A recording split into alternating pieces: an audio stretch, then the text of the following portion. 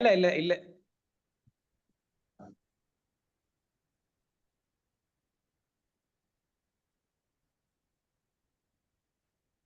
அம்மா தொடங்கலாமா? அனைவருக்கும் இனிய மாலை வணக்கம். சிறப்பாக சென்று கொண்டிருக்கிற நம்முடைய நகைச்சுவை மேடை நிகழ்வு இன்று இப்பொழுது ஆரம்பமாக இருக்கின்றது. இந்த நிகழ்வுடைய ஆரம்பமாக தமிழிசை பாடுவதற்காக கவிஞானி மாவை மாணிக்கவாசகம் ஐயா அவர்களை அன்போடு உங்கள் அனைவர் சார்பாக அழைக்கிறேன். கேக்குதா? கேக்குது. இன்முகம் காட்டிடு இயல்பாக, துன்பங்கள் ஓடிடும் தொலைவாக. நகைச்சுவை அனுபவிச்ச துன்பம் விளையிடுங்கள. இன்முகம் காட்டிடு, சிரிப்புக்கு சிரிக்காத வந்தா மனுஷனே இல்ல. இன்முகம் காட்டிடு இயல்பாக, நம் துன்பங்கள் ஓடிடும் தொலைவாக. உன் மனச்சோர்வை உன் உள்ளம் வென்றிடும், உண்மையதை எண்ணி பார் பார் பார். இன்முகம் காட்டிடு இயல்பாக, துன்பங்கள் ஓடிடும் தொலைவாக. மன்னிக்கும் உள்ளம் உள் மனதினில் வந்திட்டால், மனிதர்கள் யாவர்க்கும் நலம் தருமே. மனிதர்கள் யாவர்க்கும் நலம் தருமே. மன்னிக்கும் உள்ளம் உள் மனதினில் வந்திட்டால், மனிதர்கள் யாவர்க்கும் நலம் தருமே. மனிதர்கள் யாவர்க்கும் நலம் தருமே. நாம் மண்ணுக்குள் போகும் முன் மனத்தினை வென்றிட்டால், மற்றவை யாவும் சுகம் தருமே. இன்முகம் காட்டிடு இயல்பாக, துன்பங்கள் ஓடிடும் தொலைவாக. அன்புள்ளம் கொண்டாலே வம்பில்லை என்றாகும், அனைவரும் சேர்ந்து பாடிடுவோம், அகமகிழ்ந்தே கொண்டாடிடுவோம். அன்புள்ளம் கொண்டாலே வம்பில்லை என்றாகும், நாம் அனைவரும் சேர்ந்து பாடிடுவோம், அகம் மகிழ்ந்தே கொண்டாடிடுவோம். நல்ல அருள் துணை கொண்டு இறைவன், நல்ல அருள் துணை கொண்டு நாம் நன்மை எல்லாம் பெற, நல்ல அருள் துணை கொண்டு நன்மை எல்லாம் பெற, நம்பிக்கையோடு நாம் வாழ்ந்திடுவோம். இன்முகம் காட்டிடு இயல்பாக, துன்பங்கள் ஓடிடும் தொலைவாக. உன் மனச்சோர்வையுன் உள்ளம் வென்றிடும், உண்மையதை எண்ணி பார் பார் பார். நன்றி. அருமை அருமை. தமிழன் சொல்லுங்கய்யா. இதுல ஒரே ஒரு வார்த்தை சொல்ல விரும்புறேன். தொடர் கவியரங்கம் நடத்தலாம் முகப்பேர்ல. அதுல அவங்க பிரதர் வந்தார், திருநாவுக்கரசர். இந்த பாட்டுல மட்டும் சொல்லிடுறேன். இந்த பாட்டை கேட்ட உடனே வெண்பா வேதநாயகன் திருவண்ணாமலை வந்திருந்தாரு. நான் மேடையிலிருந்து இறங்க உடனே தலையில அப்படியே நெத்திலையா கன்னத்துல எங்க இச்சு இச்சு இச்சுன்னு சொல்லிட்டு, ஐயா உங்க குரல்ல டிஎம்எஸ் வாழ்றான்னு சொன்னார். நன்றி, வணக்கம். நன்றி நன்றி நன்றி.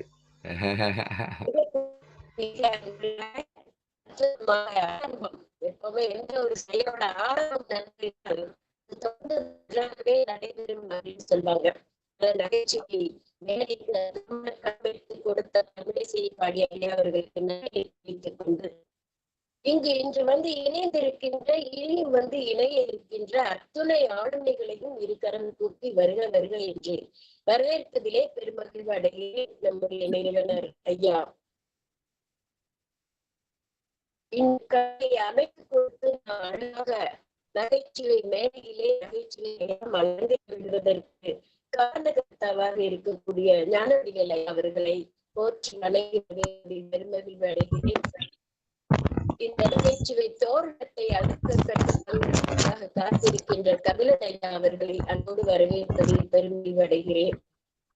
நம்முடைய வசந்தகுமார் ஐயா அவர்கள் மிகச்சிறப்பாக டெக்னிக்கல் எல்லா வகையிலேயும் உதவி செய்கிற எல்லா நிகழ்விலையும் அவருக்கு நன்றியை தெரிவித்துக் கொண்டு அன்போடு பெருமைப்படுகிறேன்.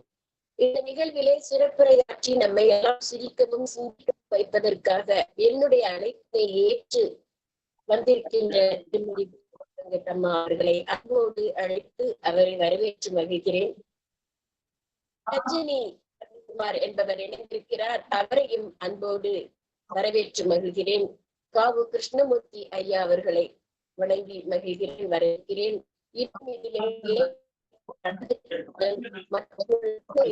தேசாபிமானன் ஐயா அவர்கள் அத்துணை பேரையும் அன்போடு வரவேற்று மகிழ்கிறேன்.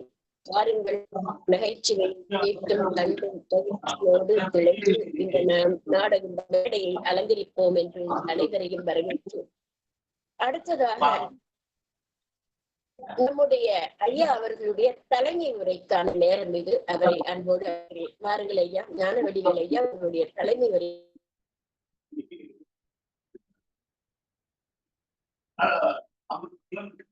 அனைத்து அறிஞர் பெருமக்களுக்கும் என்னுடைய பணிவார்ந்த வணக்கங்களை தெரிவித்துக் கொள்கிறேன்.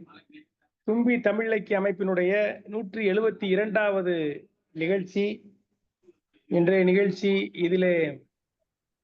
இது ஒரு நகைச்சுவை மேடையாக மலர்ந்திருப்பதிலே அனைவருக்கும் மகிழ்ச்சி. நம்முடைய இலக்கிய குழுவிற்கு குறிப்பாக இந்த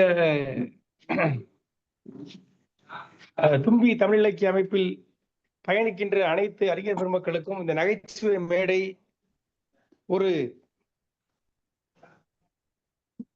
ஒரு சிறப்பான ஒரு தளமாக இருந்து அவர்கள் அனைவருக்கும் மிகுந்த மகிழ்ச்சியை கொடுக்கிற தளம் என்று சொன்னால் அது மிக இல்லை.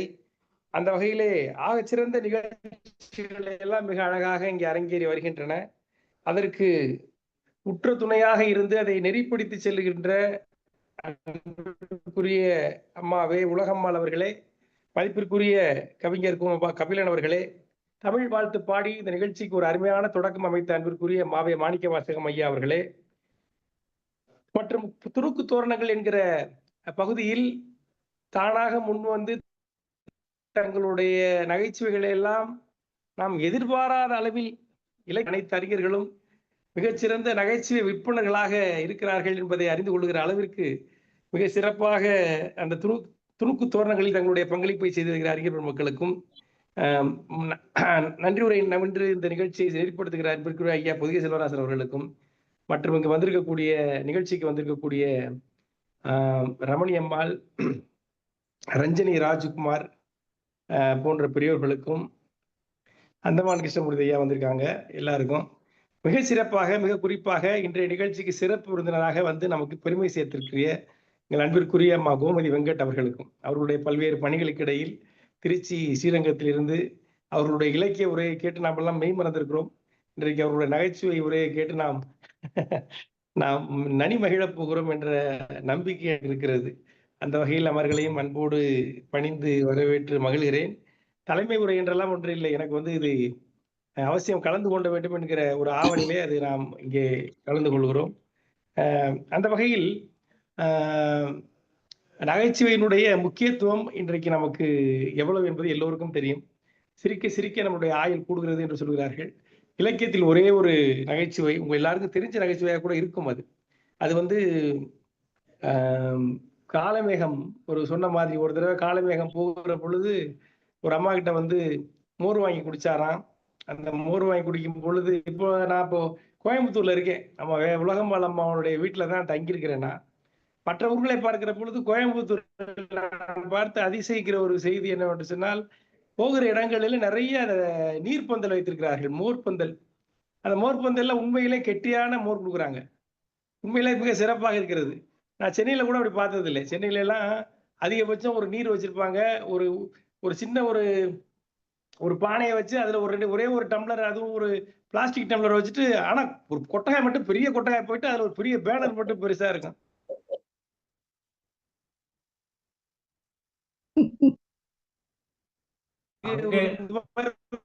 வெயில் காலத்துல அவர் பாவம் மோர் வாங்கி குடிச்சிருப்பாரு போல இருக்கு. அந்த அம்மா ஒரு அம்மா வந்து கொடுத்துருக்குறாங்க, அது ரொம்ப தண்ணியா இருந்திருக்கு. அத பார்த்து ஒரு வெண்பா உடனே, அதாவது கார் என்று உடனே காலமேகம் வந்து ஒரு வெண்பா ஒண்ணு பாடியிருக்காரு. என்ன பாடியிருக்காரு என்று சொன்னால், மோருக்கு ஒரு பாடியிருக்காரு. மோரை பார்த்து பாடியிருக்காரு. என்ன பாடியிருக்காரு சொன்னால், கார் என்று பெயர் படைத்தாய் ககனத்து உரும்போது, நீரென்று பெயர் படைத்தாய் நீ நிலத்தில் வந்ததன் பின், வார் என்றும் மென்கொங்கை ஆட்சியர்கை வந்ததன் பின், மோரென்றும் பேர் படைத்தாய் முப்பேரும் பெற்றாயே அப்படின்னாராம். அதாவது நீ வானத்துல இருக்கும்போது உனக்கு கார்னு பேரு, இந்த கார் மேகம்னு சொல்றோம் இல்லையா, கார்னு பேரு. நிலத்துக்கு வந்ததுக்கு அப்புறம் உனக்கு என்ன பேருனா நீர்னு பேரு. இதோ எனக்கு அழகாக இந்த மோர் கடைச்சு கொடுத்தாலே இந்த அந்த ஆய்ச்சியர், அந்த ஆய்ச்சியர் பெண்கள் எனக்கு கரைந்து கொடுத்த அந்த வந்து அவங்க கைக்கு வந்ததுக்கு பிறகு உனக்கு மோர்னு ஒரு பேர் வந்துருச்சு. ஆக முப்பேரும் பெற்றாய 3 பேர் உனக்கு வந்துருச்சு. அது அவ்வளவு தண்ணியா இருக்குங்கிறத அவ்வளவு கேலியாக அவர் அருமையாக சொல்லியிருக்கிறார் என்று நாம் கருத பார்க்கிறோம். அப்படி நான் இலக்கியத்தில் நிறைய நகைச்சுவைகள் இருக்கின்றன. அதை நாம் தேடி படிக்க வேண்டும். இது எல்லாருக்கும் தெரிஞ்ச படமாக தான் இருக்கும். அடுத்தடுத்த நிகழ்ச்சிகளில் நான் அதை செய்யலாம் என்று ஒரு கருதுகிறேன். அதற்கு காலம் கை கொடுக்க வேண்டும் என்று சொல்லி ஒருத்தர் என்ன பண்ணாராம், திடீர்னு வந்து உட்கார்ந்தாராம். ஒரு நண்பர் பலார்னு அடிச்சிட்டாராம், ஒரு அடி ஓங்கி ஒரு அடி அடிச்சிட்டாராம். எதுக்குடா நீ அடிக்கிற அப்படின்னு கேட்டாராம். அவர் சொன்னாராம், என்னையடா தேவாங்கன்னு நீ சொன்னேன் அப்படின்னு சொன்னாராம். எப்படா சொன்ன தேவாங்கன்னு? 6 மாசம் முன்னாடி நான் சொன்னீங்கல்ல தேவாங்கன்னு, அதான்டா அடிச்சேன் அப்படின்னா. அது ஏன்டா 6 மாசம் கழிச்சு வச்சு அடிக்கிற அப்படின்னு அவர் கேட்டிருக்காரு. நேத்து தான் நான் தேவாங்க பார்த்தேன் அப்படின்னாராம் அவரு.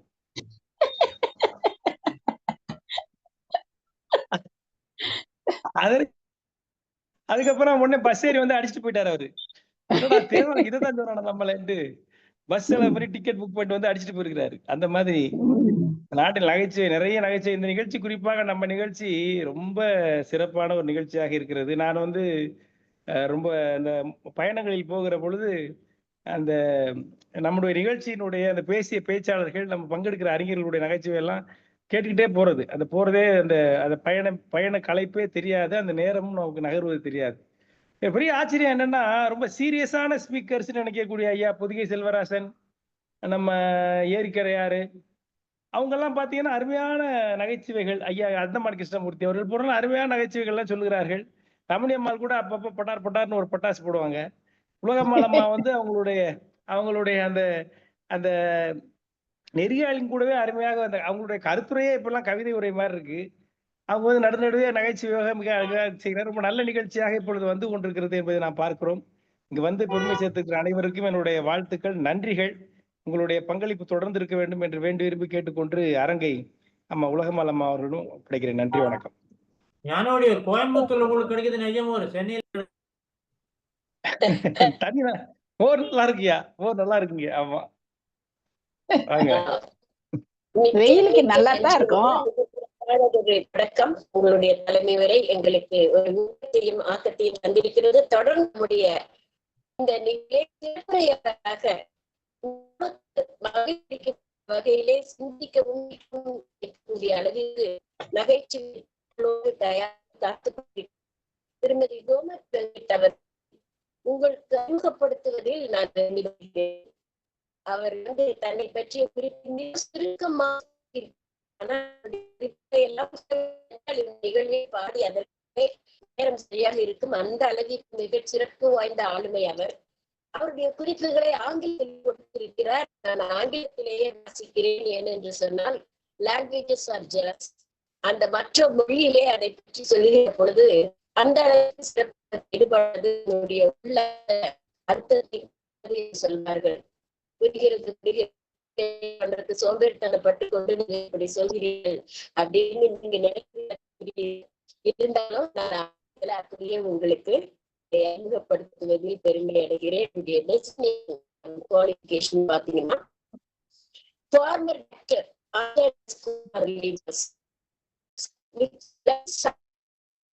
மிக அற்புதமாக அதை பற்றி சொல்றாங்க.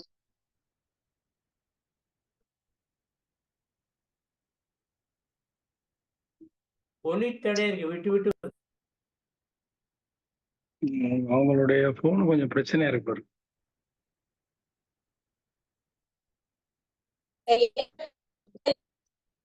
அம்மா உங்களுது கொஞ்சம் பிரச்சனையா இருக்குமா, சரியா இல்லை, கேட்கலையே. அதான் சொல்றேன், அப்படியே போச்சு. அதுதான் எனக்கு சந்தேகம், எனக்கு தானா எல்லாருக்குமா? சரி, நான் சீக்கிரமா உங்களுக்கு இது மட்டும்தான் சரியா பண்ணிடுறேன். கேட்க மாட்டுது. இப்ப உங்க இதுவே தெரியும், உங்களுக்கு ஸ்பாட்லைட் கூட வைக்க முடியல என்னால. இப்ப கேட்டா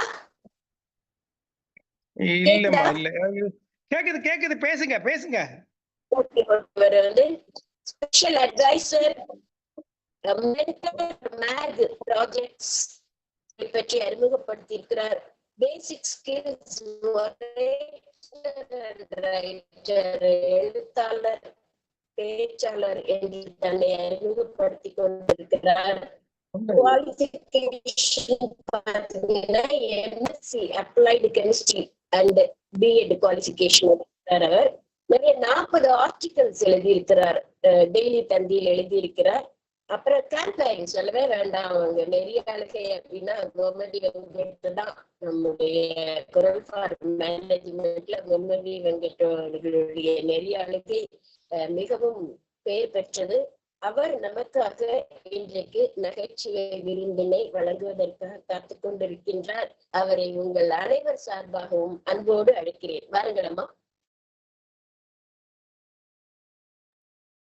வணக்கம்.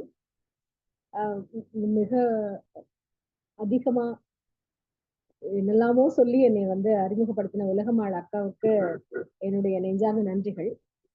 நானும் தமிழே நீ ஒரு பூக்காடு நானோர் தும்பி என்ற பாவேந்தரின் பெயர் கொண்ட இந்த ஒரு அருமையான இலக்கிய அமைப்பிலே சிரிப்பை பற்றி நகைச்சுவைக்காக அதாவது சிரிக்க தெரிந்த மனிதம், சிரிக்க தெரிந்த மிருகம் மனிதன் என்பார்கள்.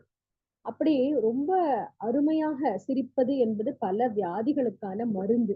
இப்ப லாஃப்டர் தெரப்பின்னு நிறைய இடங்கள்ல தேவையில்லாம அவங்க சிரிக்கிறதெல்லாம் நம்ம பார்த்திருக்கோம். சோ அப்படிப்பட்ட ஒரு விஷயத்துக்காகவே மிக அழகாக தமிழனிடம் மிக அதிகமாக மலிந்து போன, ரொம்ப அங்கங்க தமிழ் சமுதாயத்துல பேசும் பொழுதே நகைச்சுவை உணர்வு தன்னை போல வார்த்தைகள்ல வந்து விழக்கூடிய தன்மை உடையது. நம்ம உடையார்ல எழுதும்போது பாலகுமாரன் எழுதுவார், அதிலும் சோழ நாடு பாண்டிய நாடு வந்து அவன் கோவம் வந்து அடிச்சிருவான் பாண்டிய நாட்டு போர் வீரன், ஆனா சோழ நாட்டு போர் வீரன் வந்து அவன் பேசி வச்சே அவனை அழ வச்சிருவான் அப்படின்னு சொன்னாங்க. அந்த அளவுக்கு அந்த நக்கல் நையாண்டி, இந்த சிறப்பு, இந்த சிரிப்பு, இது வந்து நம்முடைய தமிழர்களுடைய ஒரு நம்முடைய இன்டெகிரல் பார்ட்னு சொல்லுவாங்களா, அது மாதிரி நம்ம சமுதாயத்துல சிரிப்புங்கிறது நம்முடன் இணைந்தே எப்பொழுதுமே இருந்து வந்திருக்கிறது. அப்படிப்பட்ட இந்த நகைச்சுவை மேடை என்கிற நிகழ்வை மிகச் சிறப்பாக நடத்தி வரும் தலைவர் திரு ஞானவடிவேல் ஐயா அவர்களுக்கு என் நெஞ்சார்ந்த நன்றிகள். தொடர்ந்து இன்றைக்கு நெறியாழ்கை செய்து வரும் உலகமாள் அக்காவிற்கும், தொடர்ந்து நமக்கு அதாவது இந்த துணுக்கு தோரணங்களை, இப்ப நானே துணுக்கு தோரணங்கள் தான் கொடுக்க போறேன்னு நினைக்கிறேன், தோரணங்களை கட்ட இருக்கும் நம்முடைய கவிஞர் கபிலன் அவர்களும், கவித்தேனி வசந்தகுமார் பாரதி ஐயா அவர்களுக்கும், மற்றும் வந்து நம் பொதிகை செல்வராஜன் ஐயா, இப்படி மிகப்பெரிய ஆளுமைகள் இங்கு இணைந்திருக்கிறார்கள். இவர்கள் அனைவருக்கும் என் சிரம் தாழ்ந்த வணக்கங்கள். ஏன்னா நான் என்னுடைய குழந்தைகள்லாம் இன்னைக்கு பேசுவாங்க, என் பசங்கள்லாம் இந்த மாதிரி ஒரு நகைச்சுவை மேடையில் நான் பேச போறேன் அப்படின்னு சொன்னேன். இதுதாம்மா இன்னைக்கு இது நடக்க போற மிகப்பெரிய நகைச்சுவை அப்படின்னு சொன்னான். ஏன்னா ரொம்பவே ஒரு சீரியஸான இருந்து பழகின என்ன வந்து இன்னைக்கு நீங்க நகைச்சுவை மேடையில பேச கூப்பிட்டதுதான் முதல் நகைச்சுவைன்னு நினைக்கிறேன். ஆனா இந்த சோழ நாட்டுல ஒரு 25 ஆண்டுகள் இருந்து பழகினதுனால இந்த ஊர்ல, கோவில்ல, விளையாட்டுல எல்லாத்துலயுமே ஒரு நகைச்சுவை இழையோடிக்கொண்டே இருக்கும். பெருமாள் வரும் பொழுதோ, பெருமாள் வெளியில போகும்போது கூட அவர் வந்து மெதுவா வெளியில வருவார். எங்க ஸ்ரீரங்கம் பெருமாள் வந்து வெளியில வரும்போது வேகமா வருவார், சிம்மகதி. ஏன்னா தன் பக்தர்கள் எல்லாம் பார்க்கணும்னு சொல்லிட்டு. திருப்பி போகும்பொழுது சர்பகதி, மெதுவா ஊர்ந்து ஊர்ந்து ஊர்ந்து பாம்பு மாதிரி உள்ள போவார். இத கூட நாங்க விளையாட்டா குழந்தைகள் பண்ணுவோம், என்னது இன்னைக்கு சர்பகதியா, என்னது இன்னைக்கு சிம்மகதியா அப்படின்னு ஊர்ல கேட்கிற அளவுக்கு ஒரு நகைச்சுவை இழையோடு ஒரு சமுதாயம். எங்க பார்த்தாலும், அதுவும் இன்னைக்கு வந்து நான் ஒரு ஆசிரியை, இந்த மாணவர்கள் கிட்ட இருக்கக்கூடிய நகைச்சுவையும் நம்மிடையே இருக்கக்கூடிய குழந்தைகளோட நகைச்சுவையும் வந்து ரொம்ப ரொம்ப அடுத்த ஜெனரேஷன், ஜென் ஜி அப்படின்னு சொல்லுவாங்க. அந்த நகைச்சுவைக்கு ஈடு கொடுத்து நாம நகைச்சுவையா பேச தெரியலன்னா நம்மள வந்து அவங்க வைக்கக்கூடிய பேரு பூமராண்டி. உங்க எல்லாருக்கும் தெரிஞ்சிருக்கும் அந்த வார்த்தை.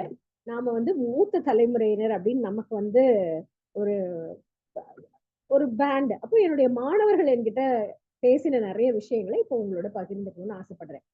அதுல 5 புலன்களையும் அடக்கினா என்ன ஆகும் அப்படின்னு மெதுவா ஆரம்பிக்கும் போது ரொம்ப சீரியஸா நான் கிளாஸ் எடுத்துட்டு இருந்தேன். மேடம் ஆம்புலன்ஸ் வந்துரும் அப்படின்னு சொன்னா ஒரு பையன். ஸோ குழந்தைகளுக்குள்ள இருக்கிற நகைச்சுவை. அதே போல என்னுடைய மகன் சின்ன வயசுல சோழ நாடு இல்லையா, அது வந்து எப்போ பார்த்தாலும் யாரை வைத்தாலும் அவங்களுக்கு பெயர் வைக்கிறது, அவங்கள கிண்டல் பண்றது, இப்படியே ஆசிரியர்களை கூட கிண்டல் பண்ணிட்டு இருந்தா எனக்கு ரொம்ப அது வந்து சரி பண்ண அப்படின்னு சொல்லிட்டு மெதுவா கூப்பிட்டு வச்சு 2-3 தடவை பேசினேன். அப்புறம் சொன்னேன், இங்க பாரு, குரு நிந்தனை உனக்கு 8 தலைமுறைக்கு படிப்பு வராது அப்படின்னு நான் சொன்னேன். குரு நிந்தனை வந்து 7 தலைமுறை 8 தலைமுறைக்கு படிப்பே வராம போயிடும். அதனால வந்து குரு வந்து எப்ப இந்த காலத்தையும் பழிக்க கூடாது அப்படின்னு நான் அவனுக்கு சொல்லிட்டு இருக்கேன். சொல்லி முடிச்சு அடுத்த நிமிஷம் அவன் கேட்கறான் மெதுவா, அம்மா நீ யாரையாவது இந்த மாதிரி நிந்தனை பண்ணிட்டியா, எனக்கு படிப்பு வரல அப்படின்னு சொன்னான். ஆக்சுவலா இந்த குழந்தைகள் வந்து படிக்கிறதுக்கு சிரமப்படும் பொழுது உடனே அந்த வார்த்தையை நம்ம கிட்ட தூக்கி ஒரு நகைச்சுவை கொடுக்கக்கூடிய அளவிற்கு நகைச்சுவை உணர்வு நிறைந்தவர்கள் குழந்தைகள் இல்லையா. அவங்களோட உலகம் எப்பயுமே சிரிச்சுக்கிட்டே இருக்கக்கூடிய ஒரு உலகம். அப்போ அந்த ஒரு துணுக்குல நான் படிச்சேன், பென்ஷன்னா என்ன அப்படின்னு ஒரு ஆசிரியர் கேட்ட கேள்விக்கு, பெண்ணும் சன்னும் நமக்கு உதவாமல் போகையிலே வயதானவர்களுக்கு உதவுவதாம்.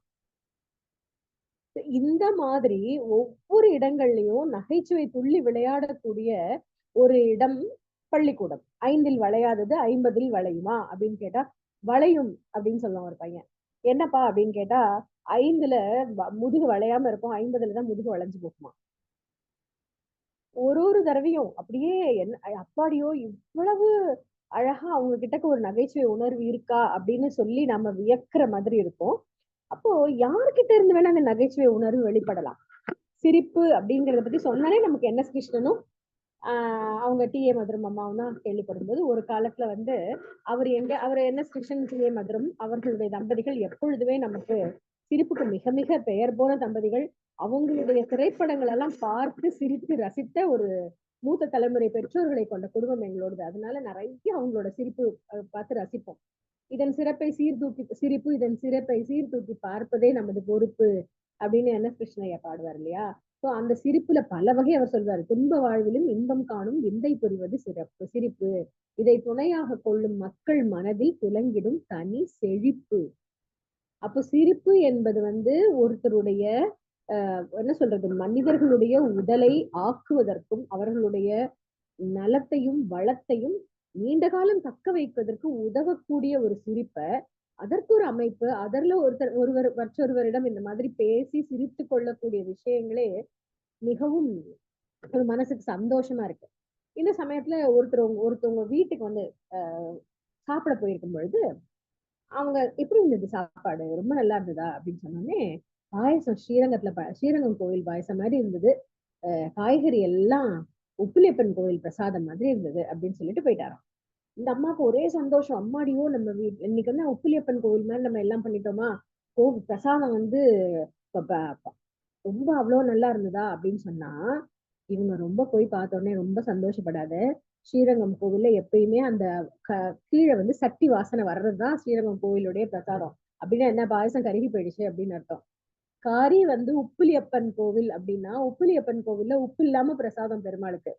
அப்போ உப்பு இல்லாம கறி பண்ணிருந்தீங்கம்மா அப்படிங்கறதுதான் அவர் வந்து பிரசாதம் உப்பிலியப்பன் கோவில் மாதிரி இருந்தது காய்கறி எல்லாம் அப்படின்னு சொல்லிட்டு போனாராம். இது மாதிரி ஒரு கிரிட்டிசிசம்னு சொல்லுவாங்க இல்லையா, அத கூட இவ்வளவு சிறப்பா அடுத்தவர்களுடைய மனம் நோகாமல் ஒரு நகைச்சுவையோட வெளிப்படுத்த முடியும் அப்படிங்கறத சொன்ன பெரியவர்களும் இந்த ஊர்ல நிறைய இருக்காங்க. அப்ப எங்க வீட்டுல வந்து ரொம்ப அதாவது சோகமா இருக்கிறவங்களுக்கு சிரிப்பு வராது. வாழ்க்கை நிறைய சில பேருக்கான பாடங்களை ரொம்ப ஹார்ஷான வகையில கத்துக் கொடுத்த சிலருக்கு சிரிப்பு வருமா வராதா இப்படிங்கிற கேள்வியில நமக்கு இருக்கும். நம்மளால சிரிக்க முடியுது, எவ்வளவு துன்பங்களை அனுபவிச்சவங்களால சிரிக்க முடியுமா அப்படின்னு கேட்கும்பொழுது எனக்கு இந்த விஷயத்த எல்லாரோடையும் பகிர்ந்துக்கணும்னு ஆசையா இருக்கு. எங்க அம்மாவுக்கு வந்து கொஞ்சம் உடம்பு முடியல, அதுக்காக அவங்கள பாத்துக்கிறதுக்கு ஒருத்தவங்க இருக்காங்க எங்க அம்மா கூடவே. அந்த அம்மாவுக்கு யாருமே இல்லை, அவங்க கணவன் இல்ல, சமீபத்துல அவங்களோட மகனும் இறந்து போயிட்டாரு, அதனால அவங்களோட வந்து இப்ப இருக்காங்க. ஆனா எப்போதும் சிரிப்பாங்க நிறைய, அதாவது அவங்களுக்கு உண்டான சோகங்கள் அதற்குண்டான விஷயங்கள் எப்பயுமே இருக்கும். ஆனா ஒரு 4 பேரோட கலந்து இருக்கும்போது எப்பொழுதுமே சிரிப்பு விளையாட்டாவே இருப்பாங்க அவங்க. ஒரு நாளைக்கு அவங்க ஒரு நகைச்சுவை துணுக்கு எல்லார்கிட்டையும் சொல்லிட்டு இருந்தாங்க. கடவுள் வந்து உங்களுடைய கஷ்டங்களை எல்லாத்தையும் தூக்கிக்கிட்டு பக்கத்து ஊருக்கு வாங்க அப்படின்னு சொல்லிட்டு போனாராம். உடனே ஒருத்தர் வந்து மெதுவா ஒரு 2 கையிலையும் அப்படி தனக்குள்ளான கஷ்டத்தை எல்லாம் தூக்கிட்டு போனாராம். இன்னொருத்தர் வந்து ஒரு பை நிறைய தூக்கிட்டு போனாராம். இன்னொருத்தர் ஒரு பெட்டி நிறைய ஒரு அம்மா தூக்கிட்டு போறாங்க. இன்னொரு அம்மா 2 பெட்டி ஒரு அட்டைப்பெட்டி வச்சு தூக்கிட்டு போறாங்க. தலைமையில ஒரு பெட்டி இப்படி வச்சு தன்னுடைய கஷ்டங்கள் எல்லாம் தூக்கிட்டு பக்கத்து நகரத்துக்கு போறாங்க. இவங்க 4 பேரும் அங்க போன உடனே ஒருத்தர் வந்து கைய வீசி நடந்துட்டு வராராம். நடந்துட்டு வந்தோன்னா, ஆஹா உனக்கு கஷ்டமே இல்லையா? நாங்கெல்லாம் பெட்டியில தூக்கிட்டு வரோம், அட்டைப்பெட்டியில தூக்கிட்டு வரோம், ஒரு பையில எடுத்துட்டு வரோம், உனக்கு கஷ்டமே இல்லையா? நானு இல்ல இல்ல பின்னாடி லாரியில வருது அப்படின்னு சொன்னாராம். So, அந்த கஷ்டத்தை கூட அவ்வளவு இயல்பா ஒரு சிரிப்பான விஷயமா முடிக்க முடியும் அப்படிங்கறது வந்து இந்த மாதிரி அவங்க கிட்ட இருந்து நான் கத்துக்கிட்டேன். ஒரு சிரிப்போட நம்ம வாழ்க்கையை எடுத்துக்க ஆரம்பிச்சோம்னா வாழ்க்கையில எல்லா விஷயங்களையுமே சிரிப்பா எடுத்துட்டு போலாம் அப்படின்னு சொல்லிட்டு. அப்புறம் இந்த கல்வி, வேலைக்கு போறாங்க, படிக்கிறாங்க, இதெல்லாம் பத்தி பார்க்கும்போது ஒரு துணுக்கு நான் படிச்சது எனக்கு ஞாபகத்துக்கு வருது. ஏன்னா நிறைய குழந்தைகள் இப்ப வந்து தொழில்கல்வி, தொழில்நுட்ப கல்வி எல்லாம் படிச்சுட்டு வேலைக்கு போறது அவங்களுக்கு ஒரு சாதாரண வேலை தான் கிடைக்கிறது அப்படின்னு சொல்லும்போது ஒருத்தர் வந்து பிஇ மெக்கானிக்கல் இன்ஜினியரிங் படிச்சுட்டு அவருக்கு வேலையே கிடைக்காது. வேலை கிடைக்காம இருக்குங்கிறதுக்காக இவர் ஏதாவது ஒரு வேலைக்குள்ள நம்ம போயிடலாம் அப்படின்னு சொல்லி போகும்போது அந்த பக்கம் ஒரு ஜூ இருக்கும். அந்த ஜூ அதாவது ஒரு மிருக காட்சி சாலை இருக்கும். அந்த இடத்துக்கு போன உடனே அவங்க அவங்க வந்து சொல்லுவாங்க, இந்த மிருகத்துக்கு ஒரு சிங்கம் இருக்கு, அதோட வாய்க்குள்ள தலையை விடுற வேலை மட்டும்தான் இருக்கு, உன்னால பண்ண முடியுமா அப்படின்னு கேட்டோன்னே எல்லா இடத்துலயும் அலைஞ்சு தெரிஞ்சாச்சு, இவ்வளவு சம்பளம் இந்த வேலைக்கு கொடுக்குறாங்க, சரி பரவாயில்ல நம்ம வந்து ஒத்துக்கலாம். அவங்க சொன்னாங்க, இல்ல அந்த சிங்கம் வந்து ஒண்ணும் பண்ணாது, நாங்க அதை பழகி வச்சிருக்கோம், அதனால ஒண்ணும் பண்ணாது, நீங்க தைரியமா போய் விடலாம் அப்படின்னு சொல்லி அந்த சிங்கத்தை பழக்குபவர் இவங்க கிட்ட சொல்லியிருக்காரு. உடனே இவரும் தைரியமா அதுக்காக ரெடி ஆகி அடுத்த நாள் அந்த உடையெல்லாம் போட்டுக்கிட்டு தயாராகி வந்துட்டாரு. வந்த உடனே மெதுவா அந்த சிங்கத்துக்கிட்ட போவாரு. அந்த கூண்டுக்குள்ள விட்ட உடனே அப்படியே பயந்துட்டே உள்ள போவாரு. அதுக்கப்புறம் உள்ள போன உடனே ஒரு விஷயமா அப்படியே பேசிக்கிட்டே இருப்பாங்க. பேசிக்கிட்டு இருக்கும்போது உள்ளுக்குள்ள போயிட்டு அந்த கூண்டு கதவெல்லாம் சாத்தினதுக்கு அப்புறம் அவருக்கு ஒரு பயம் வரும். அந்த சிங்கம் பக்கத்துல வர வர இவருக்கு மனசு வந்து அப்படியே என்னடா பண்றது அப்படின்னு ஒரு பயம் வந்துட்டு மெதுவா போயிட்டு முனகுவாரு வாய்க்குள்ள. ஐயோ இப்படி பிஇ மெக்கானிக்கல் இன்ஜினியரிங் படிச்சுட்டு இப்படி சிங்கத்தோட வாயில விட வேண்டியிருக்கே, அப்ப தலையை விட வேண்டியிருக்கே அப்படின்னு சொல்லிட்டு மெதுவா வந்து உட்காரும்போது மெதுவா அந்த சிங்கம் சொல்லும், கவலைப்படாத நான் எம்இ மெக்கானிக்கல் இன்ஜினியரிங் அப்படின்னு சொல்லும். அந்த சிங்க உடைக்குள்ள இருக்கிறவனும் இன்னொரு வேலையில்லா பட்டதாரி அப்படிங்கறத வந்து நாம சொல்றதுக்காக இந்த விஷயம் அப்படின்னு சொல்லுவாங்க. அதே போல இன்னொரு துணுக்கு படிக்கும்போது ரொம்ப சில இருக்கும், கிளிக்கும் மயிலுக்கும் என்ன வித்தியாசம் அப்படின்னு கேட்டோன்னே ஒரு மாணவன் சொன்னானா, மயில் தேசிய பறவை, கிளி ஜோசிய பறவை. அப்ப ஜோசியம் பார்க்கும் பொழுது ஒவ்வொரு விஷயத்தையும் அந்த கிளியால பாக்குறதுனால குழந்தைகளை பொறுத்த வரைக்கும் கிளி ஜோசிய பறவை ஆயிடுச்சு, நம்மளுடைய மயில் தேசிய பறவையா இருக்கு அப்படின்னு. ஆனா அப்படி ஒரு விளையாட்டா பேசும்போது குழந்தைகளோட அறியாமை பாக்குறதுக்கும் நிறைய இடங்கள்ல நமக்கு இடம் கிடைக்கிறது. அந்த காலத்தை நாங்க படிக்கும்போது நம்மளோட தேசிய கீதத்தை எழுதியவர் யார் அப்படின்னு கேட்டா, ஏன்னா இப்பதான் யார் எழுதினாலும் அந்த குழந்தைகளை அடுத்தடுத்த வகுப்புக்கு அனுப்புவதுதான் ஆசிரியர்களுக்கு வேலையா இருக்கு இல்லையா? அவங்களுக்கு அதை சரி பண்றதை விட அவர்களை அடுத்த வகுப்புக்கு அனுப்புவதே எங்களுக்கு தலையாய கடமையா இருக்கு. அவங்கள நாங்க எதுவும் திட்டக்கூடாது, அவங்கள்ட்ட கோபிக்க கூடாது. கம்பு எடுத்தா எங்களுக்கு பிரச்சனை. இப்போ அதாவது பரீட்சைன்னா மாணவர்கள் பயப்படுவாங்க, பெற்றோர்கள் பயப்படுவாங்க. இப்ப ஆசிரியர்களாகி நாங்க தான் பயப்பட வேண்டியிருக்கு. ஒழுங்கா பரீட்சை எழுதிட்டு வரணும், யார்கிட்டயும் சண்டை போடாம வரணும், நாங்க இன்னைக்கு எந்த விஷயத்திலயும் அவங்க கிட்ட கோபிக்காம வரணும்னு சொல்லி அதற்கான ஒரு நிலைமையில நாங்க தான் வந்து இருக்கோம். அப்படி இருக்கும்போது என்ன பண்றாங்க பசங்க வந்து என்ன எழுதினாலும் அதுக்கு எங்களுக்கு மதிப்பெண் வேணும் அப்படின்னு கேட்டு வருவாங்க. அப்போ இந்த தேசிய கீதத்தை எழுதியவர் யார் அப்படின்னா அந்த காலத்துல ஷர்மிளா டாகூர் அப்படின்னு எழுதிட்டு தாகூருங்கிற வார்த்தை இருக்குல்ல, எனக்கு பாதி மார்க் போடுங்கன்னு கேட்பாங்க.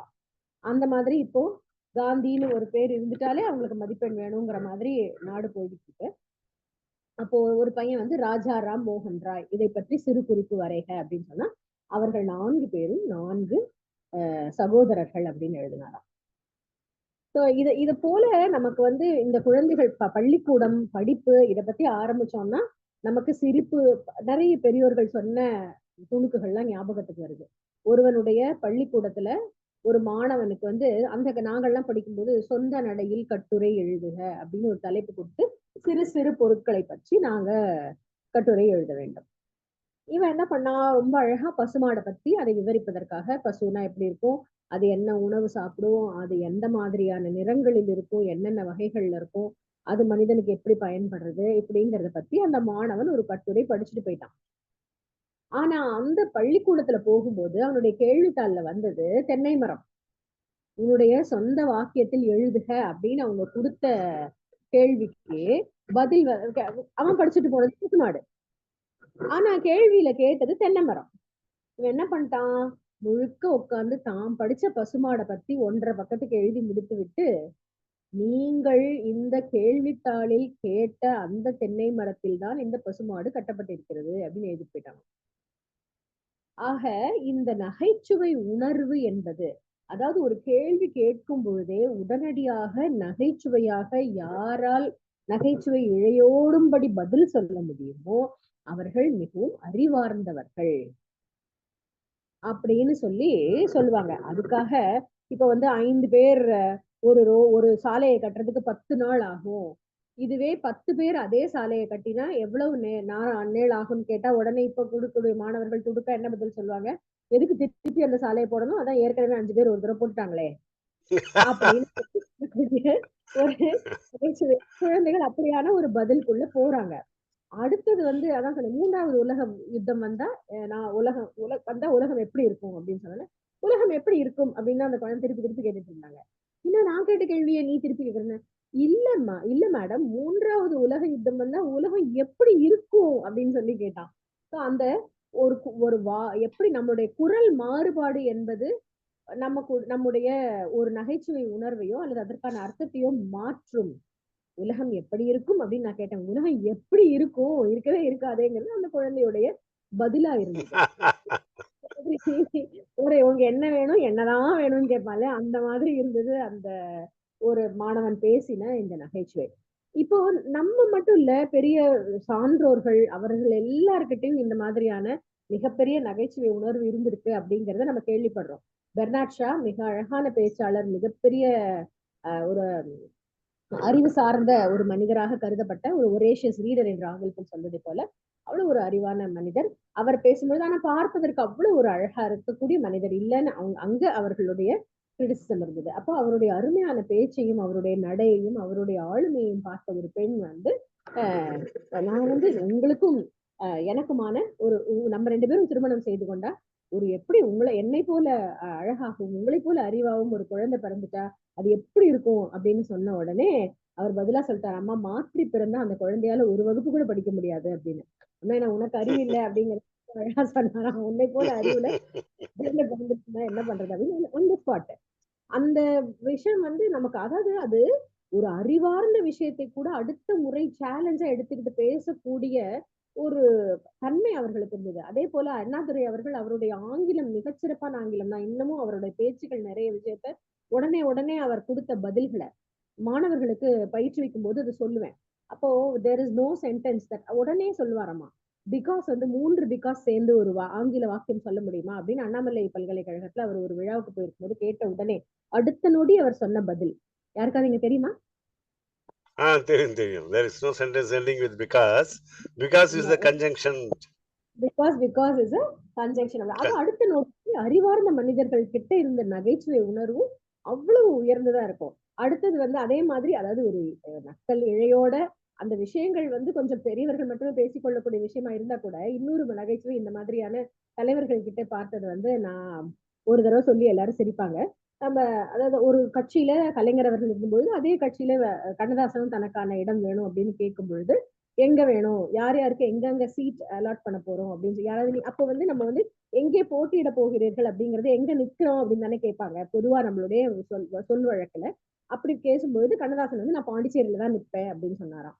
சொல்லிட்டு இருக்கும்போது இல்ல வேற இடம்னு ஏதோ அந்த தொகுதி பேசிட்டு இருக்கும்போது கடைசியில கலைஞர் உடனே பாண்டிச்சேரி போனா நீ நிப்பியாயா, நிக்க முடியுமாயா அவனால அப்படின்னு கேட்டாரு.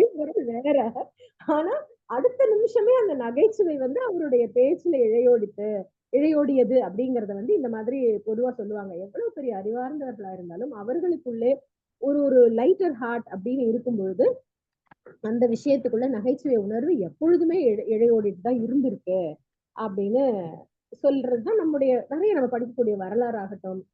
எல்லாருக்குள்ளயும் அந்த சிரிப்புங்கிற ஒரு உணர்வு இருக்கு இல்லையா? இப்ப காந்தி ஜெயந்தி குறிப்பு எழுதுக அப்படின்னு சொன்னா காந்தி எனக்கு தெரியும் ஜெயந்தியை தெரியாதுங்கிறாங்க இல்லையா? அந்த மாதிரிதான்.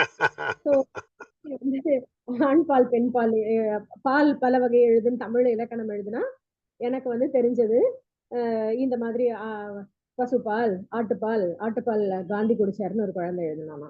அது போல அந்த காலத்துல எங்களுடைய பள்ளிக்கூடத்துல நான் படிக்கிற காலத்துல மாத்திரைகள்லாம் எங்களுக்கு இலக்கணத்துல உண்டு இல்லையா? அப்ப மாத்திரை சிறு குறிப்பு வரைகன்னா என்னோட கூட படித்த ஒரு மாணவன் தலைவலிக்குன்னா ஒரு மாத்திரை, காய்ச்சல்னா 2 மாத்திரை, இதுக்குன்னா ஆல்கால் மாத்திரை. இவர்கள் வந்து படிக்கும் பொழுதோ அல்லது படிப்பு விஷயங்களை வந்து மாற்றும் பொழுதோ, ஒரு கல்லூரியிலயோ பள்ளிகளிலயோ சிரிப்பு வரும்பொழுது எங்கேயுமே கிடைக்காதவன் தான் இங்க வேலைக்கு வருவாங்கிற மாதிரி சிரிப்பாங்க. அது அப்படி கிடையாது. நம்முடைய வகுப்பறையில் இருக்கக்கூடிய எந்த மாணவன் இந்த நகைச்சுவை இழையோடு பின்னாடி இருந்து கொண்டிருக்கிறானோ அவன் தான் நாளைக்கு மிகப்பெரிய மாணவனா வருவான். இப்போ ஒரு படிக்க முடியாத குழந்தைகளுக்கு சிறப்பு வகுப்புகள் இருக்கிறதுக்காக மதிய வேளையில நாங்க போவோம். அப்ப வந்து நான் சொல்றேன், இந்த மாதிரி மத்தியான வேளையில போகும்பொழுது நாம வந்து லேட்டா வருவோம். அந்த குழந்தைங்க மட்டும் லேட்டா போகும், எல்லாரும் மத்தியானம் போயிடுவாங்கன்னு நான் சொல்லுவேன். அப்ப என்னோட கணவர் வந்து பேராசிரியர், அவர் நிறைய மாணவர்களை பார்த்தனால அவர் சொல்வாரு, கவலையே படாத, இந்த பையன் தான் நாளைக்கு உனக்கு சீஃப் கெஸ்டா வருவான், நீ ஏர்போர்ட்ல போய் அந்த பதாகையை பிடிச்சிட்டு நிற்ப அவனை கூப்பிடுறதுக்கு அப்படின்னு சொல்வாரு. ஸோ அந்த மாதிரி கொஞ்சம் அந்த அதாவது இந்த பள்ளி கல்வியில சுமாராகவும் நகைச்சுவை இழையோடுதும் அந்த மாதிரியான நகைச்சுவை நிறைந்த அந்த குழந்தைகளை பார்க்கும் பொழுது நமக்கு சிரிப்பா இருக்கும். எப்படின்னா எவ்வளவு புத்திசாலிகளா இருப்பாங்க. நான் வந்து அவங்களுக்கு வேறொரு எடுக்கிறேன். என்னோட 10ஆம் கிளாஸ் வகுப்புல அந்த குழந்தைகளுக்கு சிறப்பு வகுப்புகள் எடுக்கிறதுக்காக நான் போறேன். கொஞ்சம் ஸ்லோ லேர்னர்ஸ் நம்ம சொல்லக்கூடிய ஒரு வகுப்பு. ஆனா அந்த குழந்தைகளுடைய புத்திசாலித்தனம் அவ்வளவு அருமையா இருக்கும். இவங்களுக்கு அடுத்த நாள் என்ன பரீட்சை அப்படின்னு சொல்றதுக்காக ஒரு சமூக அறிவியல் ஆசிரியர் வந்து சொல்லி கொடுத்துட்டு போனாங்க. நாளைக்கு வந்து காந்தி இறுதி ஒப்பந்தத்தை பத்தி நீங்க எழுதணும் அப்படின்னு சொன்ன உடனே நான் வந்து அதை எப்படி நீங்க வகுப்புல எழுதலாம் அப்படின்னு கேக்குறேன். கேட்கும் பொழுது இந்த 2 பசங்க அந்த வகுப்பு முழுக்க நம்ம பேர் அவங்கதான் ரொம்ப புத்திசாலிகள். ஆனா இந்த பர்டிகுலர் ஒரு சிஸ்டம்குள்ள அவங்களால வர்றதுக்கு கஷ்டமா இருக்கு. அப்ப நான் இந்த பாயிண்ட் எல்லாம் சொல்லி எழுதுங்கப்பா அப்படின்னு நான் சொல்லிக்கிட்டு இருக்கேன். அதுக்கு நான் சொல்றான், நீங்க எப்படி இப்படி சொல்றீங்க, நீங்க எப்போ வந்துட்டு 10ஆம் கிளாஸ் படிச்சீங்க அப்படின்னு கேட்டான். 1992 அப்படின்னு. அப்புறம் எப்படி சொல்றீங்க அப்படின்னு கேட்டதுக்கு பக்கத்துல என்ன, டேய் அவங்க 10ஆம் கிளாஸ் படிச்சாங்கடா அப்படிங்கிற பக்கத்துல இருக்க பொண்ணு. நாமெல்லாம் 10ஆம் கிளாஸ்ல உட்கார் அதை படிச்சாங்கடா அப்படின்னு அவன் சொன்னதுலேயே கிளாஸ்க்கு புரிஞ்சிட்டு நான் அவங்க என்ன சொல்ல வந்தாங்கன்னு சொல்லிட்டேன். அடுத்த நிமிஷம் நான் 10ஆம் கிளாஸ் இந்த வகுப்புல இந்த வருஷம் படிச்சேன்னு சொன்ன உடனே அப்ப உங்களுக்கு இந்த வயசா அப்படின்னு கேட்கறான். அப்போ அவ்வளவு தூரம் அந்த குழந்தைகளோட புத்திசாலித்தனம் மிக அதிக அளவுல வேலை செய்யறது. ஆனா அதனை மிக அழகாக மடை மாற்றம் செய்வது அந்த நகைச்சுவையை நம்ம ரசிக்கத்தான் செய்யறோம். குழந்தைகளோட நகைச்சுவை வகுப்புல சில இடங்கள்ல நம்முடைய அந்த ஒழுங்குக்கு மாறா இருந்தாலும் ஒரு அளவுக்கு மீறி போகிற வரைக்கும் நாம அதை அவங்களுடைய அந்த நகைச்சுவை உணர்வை வெளிப்படுத்துறதுக்கு ஏதாவது ஒரு இடம் கொடுக்கத்தானே வேணும்.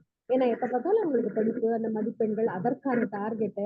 நான் சொல்லுவேன், சிரிக்கும் சிலைகள் சிந்திக்கும் பூக்கள்னு நான் வந்து ஒரு கவிதை எழுதியிருந்தேன். அதை பார்த்து ஒரு குழந்தை கேட்டது, காத்தால எழுந்து வேக வேகம் பல் துளக்கியும் துளுக்காமலும் உணவை உண்டும் உண்ணாமலும் வேக வேகமாக ஓட்டை இல்லாத உந்துகளில் பள்ளிக்கூடம் வந்து சேர்வதே பெரும்பாடாக இருக்கும் பொழுது சிந்திப்பதற்கு எங்களுக்கு ஏது நேரம்.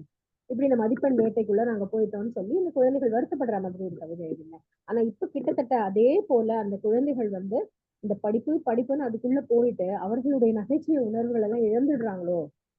பக்கத்து வீடுகள்ல இருக்கக்கூடிய அண்ணா அக்கா எல்லாம் சொல்லி கேட்டு விளையாடி சிரித்த அந்த பருவத்துல நமக்குள்ளேயே இயல்பாவே ஒரு நகைச்சுவை உணர்வு இருந்து கொண்டு இருந்ததோ இப்ப கால குழந்தைகள் வந்து அதை நிறைய இடங்கள்ல தொலைச்சுக்கிட்டு இருக்காங்களோ அப்படின்னு தோணும். ஆனா அங்கங்க சில இடங்கள்ல இருக்கத்தான் செய்யறது. நாங்க ரோபஸ் பசில்ஸ் விளையாடுவோம், 2 வார்த்தைகளை இணைத்து விளையாடுறது.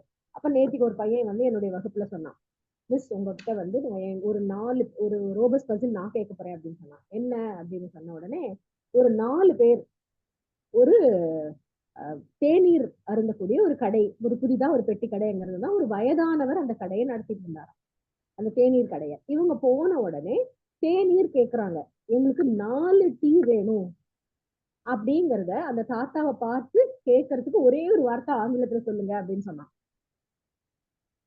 ஒரே ஒரு வார்த்தையில சொல்லணும். அந்த வார்த்தை வந்து ஒரு தாத்தா எங்களுக்கு 4 டீ கொடுங்க அப்படின்னு அதுக்கான அர்த்தம் வரணும். யாருக்காவது அதை நம்ம யோசிக்க இப்போ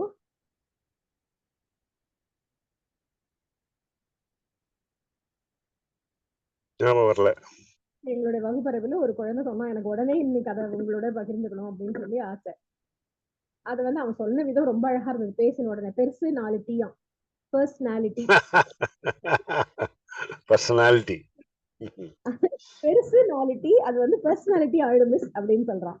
ஸோ அந்த குழந்தைகள் வந்து இன்னும் அவர்களுடைய அந்த நகைச்சுவை உணர்வையும் அந்த தெய்வீக தன்மை யாரெல்லாம் புத்திசாலிகளோ, யாரெல்லாம் இன்னும் கடவுளுடன் மிக அழகான தொடர்புல இருக்கார்களோ அவர்களுக்கு மட்டுமே அந்த நகைச்சுவை உணர்வு வாய்க்கும்.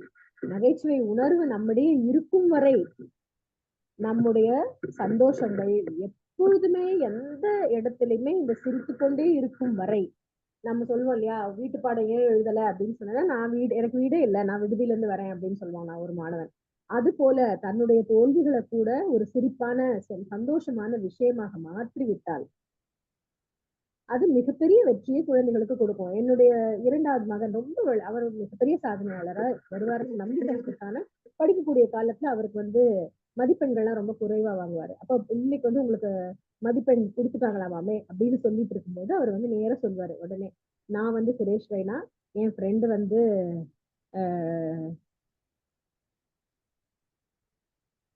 நான் வந்து சுரேஷ் ரெய்னா, என்னுடைய ஃப்ரெண்டு தோனி, இன்னொரு ஃப்ரெண்டு வந்து டெண்டுல்கர் அப்படின்னு சொல்லுவான். ஸோ இது உடனே கேட்கறவங்களுக்கு உடனே புரியாது. கொஞ்ச நேரமான புரியுறதா அவன் சொன்ன மதிப்பெண் என்னன்னு யாருக்காவது அர்த்தம்? உன்னுடைய கணித மதிப்பெண் என்ன அப்படின்னு சொன்ன உடனே அவன் சொன்னான், நான் சுரேஷ் ரெய்னா, என்னுடைய ஒரு தோழன் கிருஷ்ணா வந்து தோனி, பத்ரி வந்து சச்சின் டெண்டுல்கர் அப்படின்னு சொன்னான். அவங்க எல்லாம் 100 ஒரு 0வா? இல்ல, அவங்களோட ஜெர்சி நம்பர் தான் அவங்க மார்க் 3, 7, 10.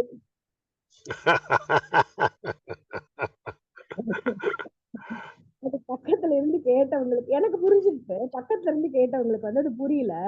என்ன சொல்றான் இவன் அப்படின்னு கேட்கும்பொழுது நான் உங்களுக்கு வந்து எக்ஸ்பிளைன் பண்ணேன். எக்ஸ்பிளைன் பண்ணிக்கிட்டே இருக்கும்போது அவங்க கிட்ட கேட்கறான், அந்த கேட்டவர்கிட்ட, அங்கிள் இப்போ உங்களுக்கு ஒரு மைண்ட் வாய்ஸ் ஓடுமே, இந்த புத்தியெல்லாம் இவன் படிப்புல செட் இருந்தா இந்த மேக்ஸ்ல நல்ல மார்க் வாங்கியிருக்கலாம்னு சொல்லிட்டுன்னு அப்படின்னு சொல்லி அதையும் சேர்ந்து அந்த குழந்தை சொல்லும். ஸோ அது போல அவங்களோட அந்த இயல்பாகவே நகைச்சுவை உணர்வு இருப்பவர்களுக்கு வாழ்க்கையில எல்லாமே சாத்தியமாகும் அப்படிங்கிறதுக்கு நம்முடைய புராணங்கள் இதிகாசங்கள்ல நிறைய ஒரு எளிமையான மனிதர்கள், அவங்களுக்குள்ள அந்த சிரிப்பும் நகைச்சுவையும் இருக்கும் வரை அவர்களால வாழ்க்கையில எல்லாத்தையும் ஜெயிக்க முடியுங்கிறதுக்கு எங்கள் திருவரங்கத்துல இருந்த பிள்ளை பெருமாள் ஐயங்கார்னு சொல்லுவாங்க. அவர் வந்து பெருமாள்கிட்ட போய் மோட்சம் கேட்டாராம். கேட்ட உடனே, நீ வந்து இத்தனை பேருக்கு உணவு கொடுத்தியா, இத்தனை பேருக்கு உபன்யாசம் பண்ணினியா, இப்படி எல்லாம் கேட்டுக்கிட்டே இருக்கும் பொழுது அவர் அது எதையுமே செய்யல அப்படின்னு சொன்ன உடனே, ததிபாண்டன்கிற ஒரு பானைக்கு போய் மோட்சம் கொடுத்திருக்க, அந்த பானை இன்னும் சொர்க்கத்துல இருக்கு, அதை விட நான் நிறைய தான் பண்ணிருக்கேன், எனக்கு மோட்சம் கொடு அப்படின்னு உரிமையா ஒரு நகைச்சுவை உணர்வோட பெருமாள்கிட்டே பேசிய ஒரு மனிதர்கள் வாழ்ந்த ஒரு நிறைய அதிசயங்கள் நடந்த இந்த பூமியில எப்பொழுதுமே சிரித்து கொண்டு எப்பொழுதுமே எளிமையாக இருந்த மனிதர்கள் வாழ்ந்த இந்த பூமி, நம்முடைய தமிழ் சமுதாயத்துல போர் அப்படிங்கிறதுக்கு தமிழ்ல ஒரு வார்த்தையே கிடையாது. அகம் புறம் என்று எப்பொழுதுமே சுறுசுறுப்பாக தன்னுடைய வாழ்க்கையை அதன் போக்கில் இன்பமோ துன்பமோ அனைத்தையும் சிரித்து கொண்டே கடந்த தமிழனின் வாழ்க்கையில் போர் அடிப்பதற்கு நேரமே இருந்ததில்லை. எந்த ஒரு பழக்கமும் வழக்கமும் அந்த சமுதாயத்தில் இல்லையோ அதற்கான சொற்கள் அங்கே இருக்க முடியாது. எப்படி அறம் என்பது நம்முடைய வாழ்க்கையாக இருந்ததனால் அறம் என்பதற்கு இணையான சொல் தமிழை தவிர வேறு மொழியில் இல்லையோ, அதே போல மனம் சலித்து போவதற்கான போரிங் என்கிற வார்த்தைக்கு இணையான தமிழ்ச்சொல் கிடையவே கிடையாது. அகம்புறம் என்று எப்பொழுதும் சிரித்து எப்பொழுதும் சந்தோஷமாக வாழ்க்கையினுடைய சவால்களை சிரிப்புடன் எதிர்கொண்ட நம் தமிழ் சமூகத்திற்கு எப்பொழுதும் சிரிப்போம், அனைத்திற்கும் சிரிப்போம். இந்த சிரிப்பு நம் வாழ்க்கையை செழிப்பாக்கட்டும். வாய்ப்பளித்த அத்தனை பேருக்கும் என் நெஞ்சார்ந்த நன்றிகள். அருமை அருமை அருமை அருமை அம்மா, மிகச்சிறப்பு. சிரிக்கவும் சிந்திக்கவும் வைத்த உங்களுடைய அந்த நடை, நீங்க சொன்ன விதம், ரொம்ப இயல்பா பேசுவது போல இந்த நகைச்சுவைகளை எங்களோடு பகிர்ந்து கொண்டமைக்கு உங்களுக்கு நன்றியினையும் பாராட்டுதலையும் தெரிவித்துக் கொள்வதில் நகைச்சுவை மேடை பெருமை கொள்கிறது.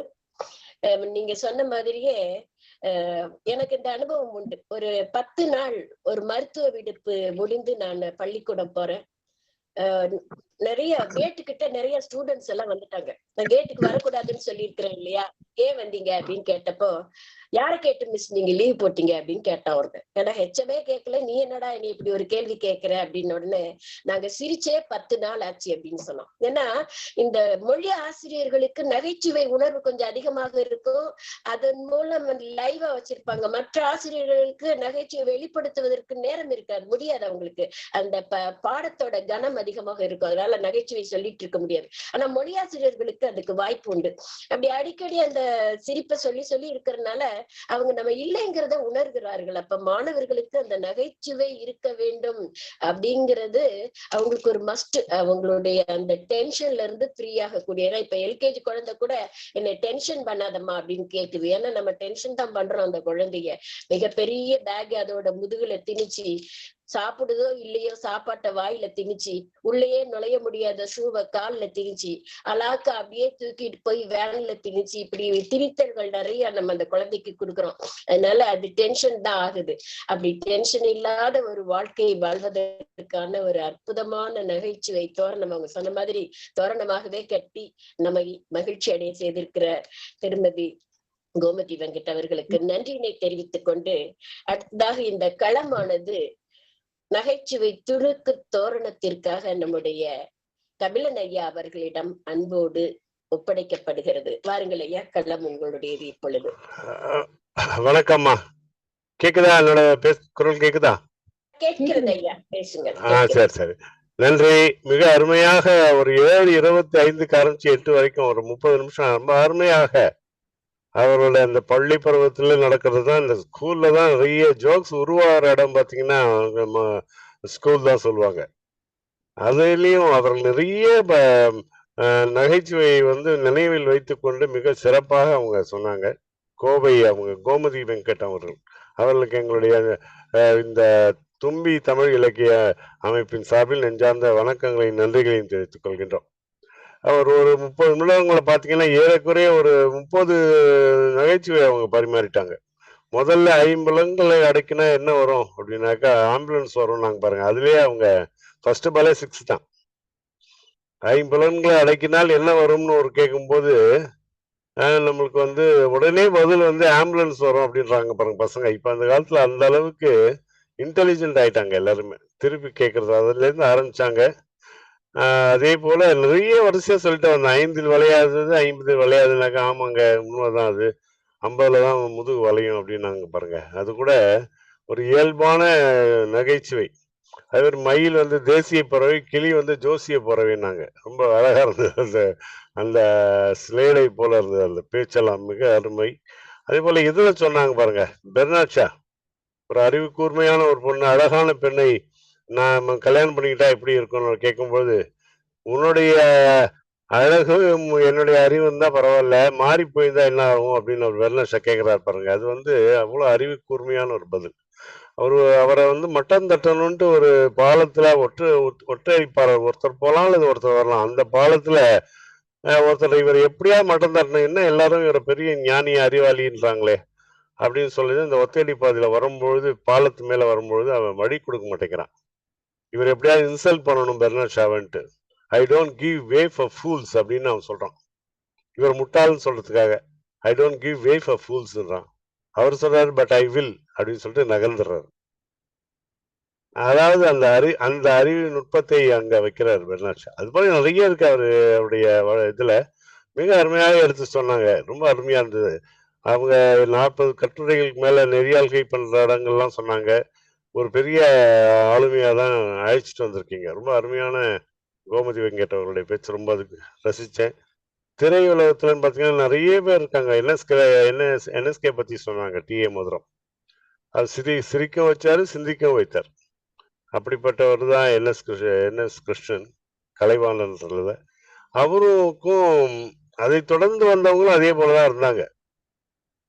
நாகேஷ், சந்திரபாபு, குணச்சித்திர நடிகராக இருந்தா கூட எம்.ஆர். ராஜா, வி.கே. ராமசாமி, இப்படி ஒரு பெரிய தமிழ் திரையுலகத்துல நிறைய நகைச்சுவை நிறைய இருக்கும்.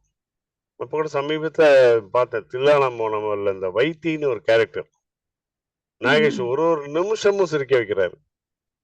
என்ன அழகான நகைச்சுவை. இப்படி நம்மளுடைய தமிழ் திரையுலகம் கொடுத்து வச்சிருக்கிறது மிகச்சிறந்த நகைச்சுவை எல்லாம் கூட. வி.கே. ராமசாமி கடன் பட்டுட்டாரு.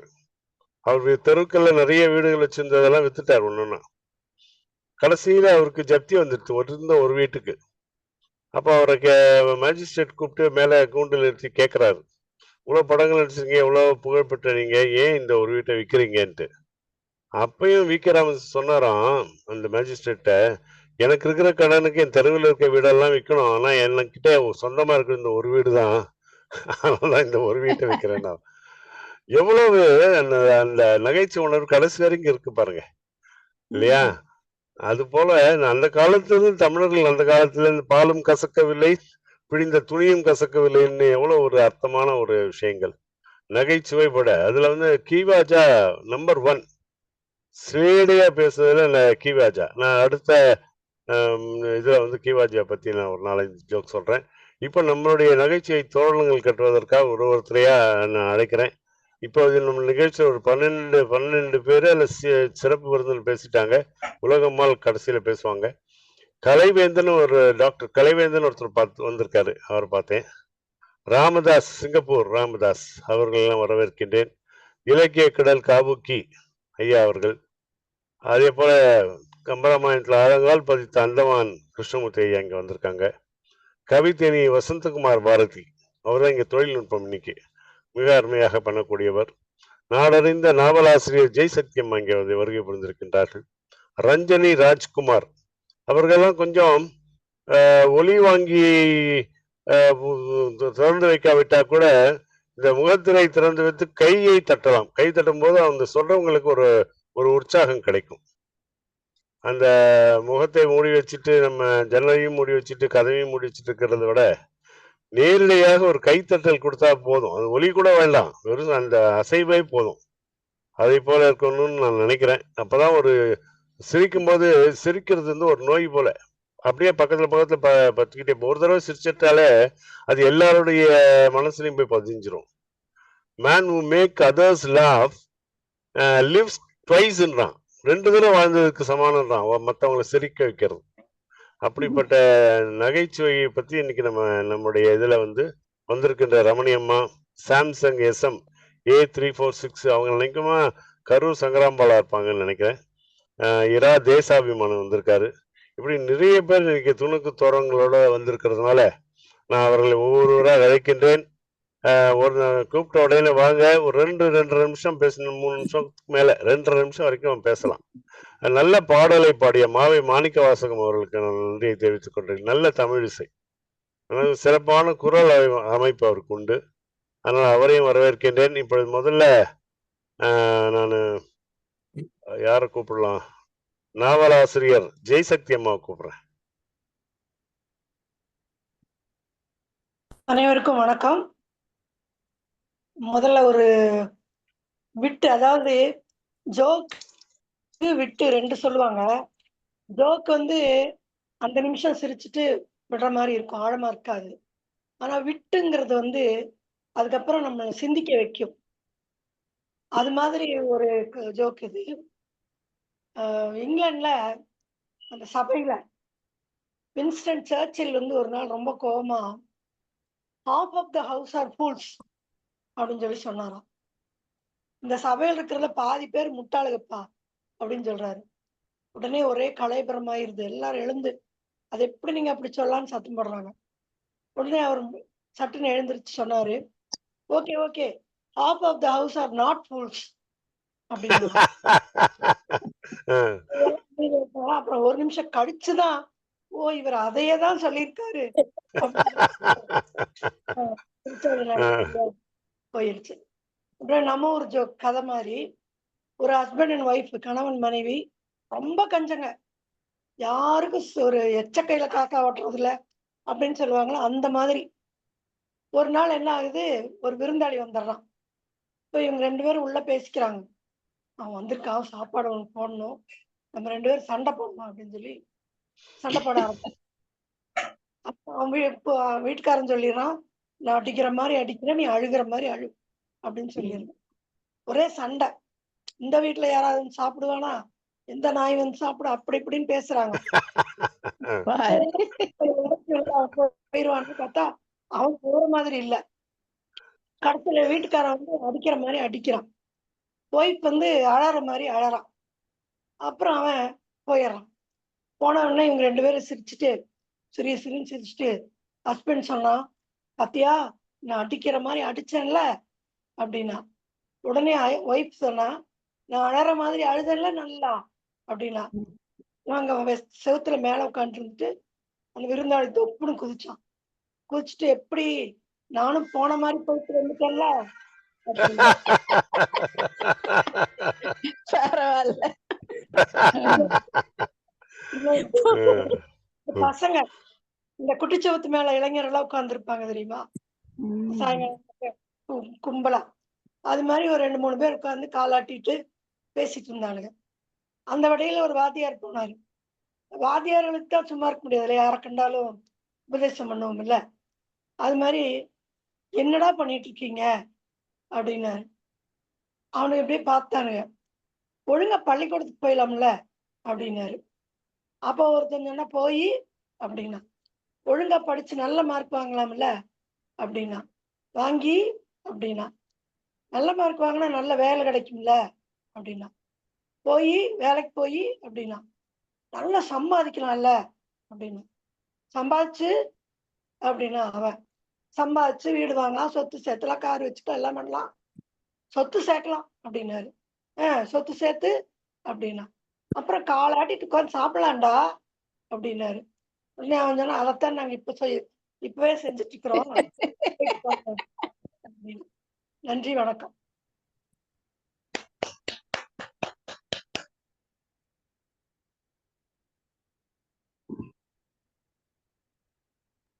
சார் கேட்கல. மியூட்ல இருக்கார். இருந்தது. அதாவது சொல்கின்ற விதம், எழுதுகின்ற விதத்துலதான் அந்த எழுத்த கட்டுரை மெருகேறுவதை போல அந்த சொல்கின்ற விதத்துல அந்த ஜோக்ஸ் நல்லா இருக்கு. பிரமாதமா சொன்னீங்க நாவலாசிரியருக்கு நன்றி. இப்ப நம்ம வந்து அந்தமான் கிருஷ்ணமூர்த்தி நல்லா அருமையா பேசக்கூடியவர். அந்தமான் வாங்க. அனைவருக்கும் வணக்கம். ஒரு மத்த புத்தகத்துல படிச்சது, மத்த நிகழ்ச்சி தொகுப்பெல்லாம் விட்டுட்டு நம்ம வீட்டுல நடந்த சமாச்சாரத்தையே சொல்லலான்னு பாக்குறேன். சொல்லுங்க. ஏன்னா இதுதான் காப்பி அடிச்ச மாதிரி இருக்காது, யாருமே கேட்டிருக்க மாட்டாங்க. வாட்ஸ்அப்ல எல்லாம் இது வரைக்கும் வந்திருக்காது. 40 வயசுல கம்பராமாயணம் படிக்க ஆரம்பிச்சு. வீட்டம்மாவுக்கு ஒரே கவலை, 40 வயசு ஆகுது, இதுக்குள்ளாரே கம்பராமாயணம் படிக்க ஆரம்பிச்சிட்டாரு, இது ஏன் எல்லாரும் வயசான மாதிரி நினைச்சிருவாங்களே அப்படின்ட்டு.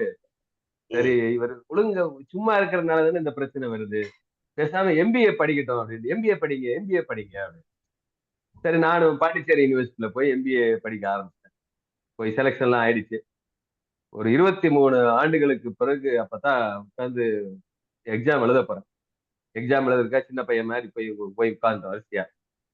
பக்கத்துல பார்த்தா கூந்தலுக்கு இயற்கையில் மனம் இருக்கா இல்லையா அப்படின்ற கேள்விக்கே பதில் வந்துட்டு இருக்கு. அப்படியே விரிச்ச மேனிக்கு அங்கிருந்து பறந்து அவ்வளவு தூரம் வருது, அவ்வளவு நறுமணம்லாம் கமழுது. அவங்க எடுத்து ஸ்கெட்சு பெண்ணு கலர் கலரா கொண்டு வந்து வைக்கிறாங்க. நமக்கு மிஸ்டர் பீன் பார்த்த மாதிரியே ஒரு சீனரி நினைவுக்கு வருது. மிஸ்டர் பீன் அப்படித்தானே வைப்பா ஓடுனா அப்படின்னு. என்கிட்ட ஒரே ஒரு பெண்ணு தான், ஒரு பெண் தான் வச்சிருக்கேன். நான் ஒரு பெண் எடுத்து வைக்கிறாங்க. அவங்க ஸ்கெட்ச் பென்லாம் வைக்கிறாங்க. ஒரு ஸ்கெட்ச் பென், ஒரு பென்சில், ஒரு ஸ்கேல் மட்டும் நான் கொண்டு போயிருக்கிறேன். அவங்க போட்டு கலர் கலரா கோடு போடுறாங்க, என்னென்னமோ பண்றாங்க. பார்த்து நாங்களும் போடுவோம்ல அப்படின்ட்டு நானும் போடுறேன் போயிட்டு 23 வருஷத்துக்கு பின்னாடி எழுத ஆரம்பிச்சேன்.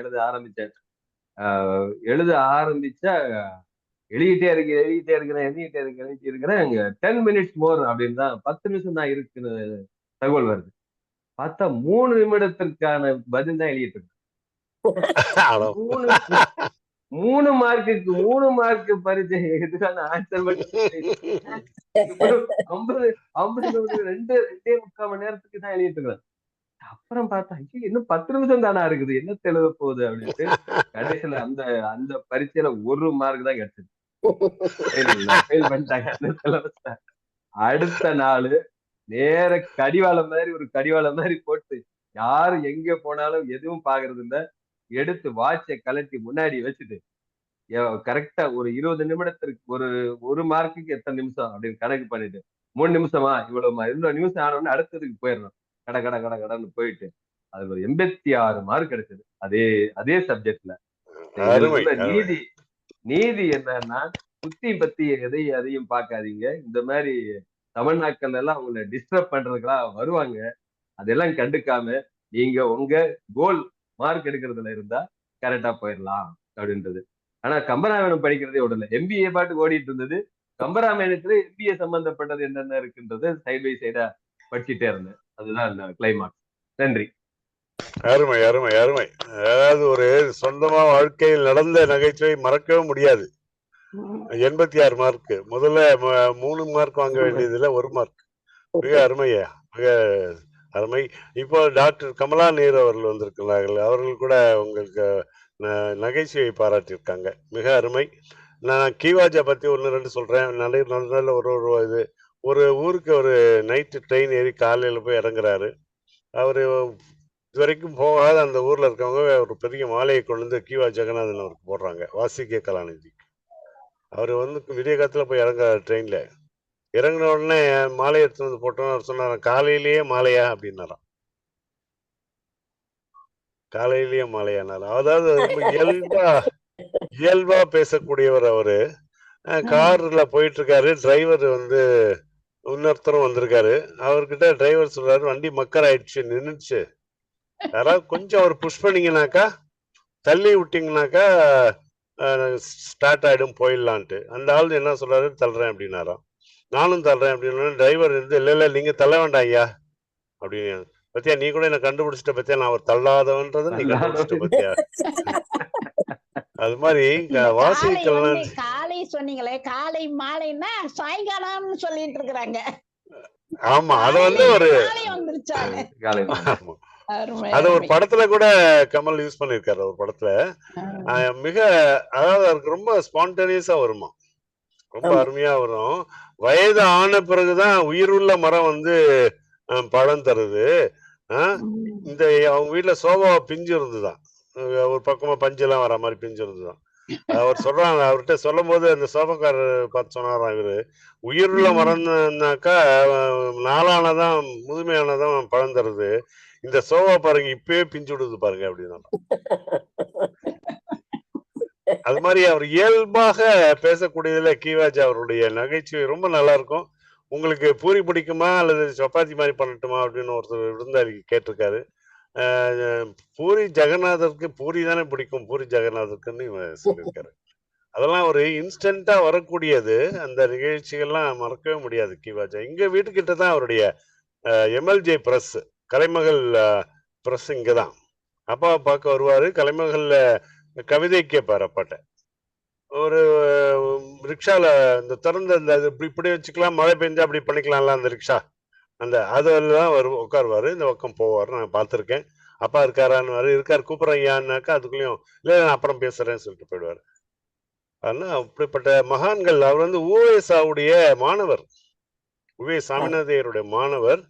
கடைசி காலத்துல உவே சாமிநாதையர் உயிர் விடும் காலத்தில் நோய்வாய்ப்பட்டு கால்கள் சரியான இது இல்லாத போது பக்கத்துல இருந்து பணிபுரி பண்ணியிருக்கார் கீவாஜா. அதான் அவருடைய உச்சகட்ட ஒரு இதுல வாழ்க்கையில் நடந்தது. இன்னும் சில ஜோக்ஸ் எல்லாம் இருக்கு. அடுத்து நான் ஒருத்தரை கூப்பிடுறேன், அவரு சொன்ன பிறகு நான் வரேன். அடுத்து நம்மளுடைய இலக்கிய கடல் காவுக்கே ஐயா கூப்பிடுறேன்.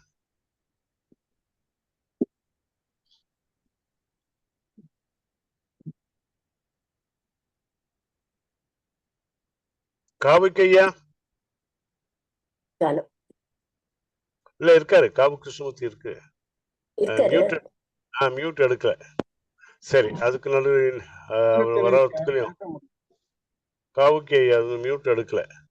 சரி, காவுக்கு ஐயா இருக்குங்களா?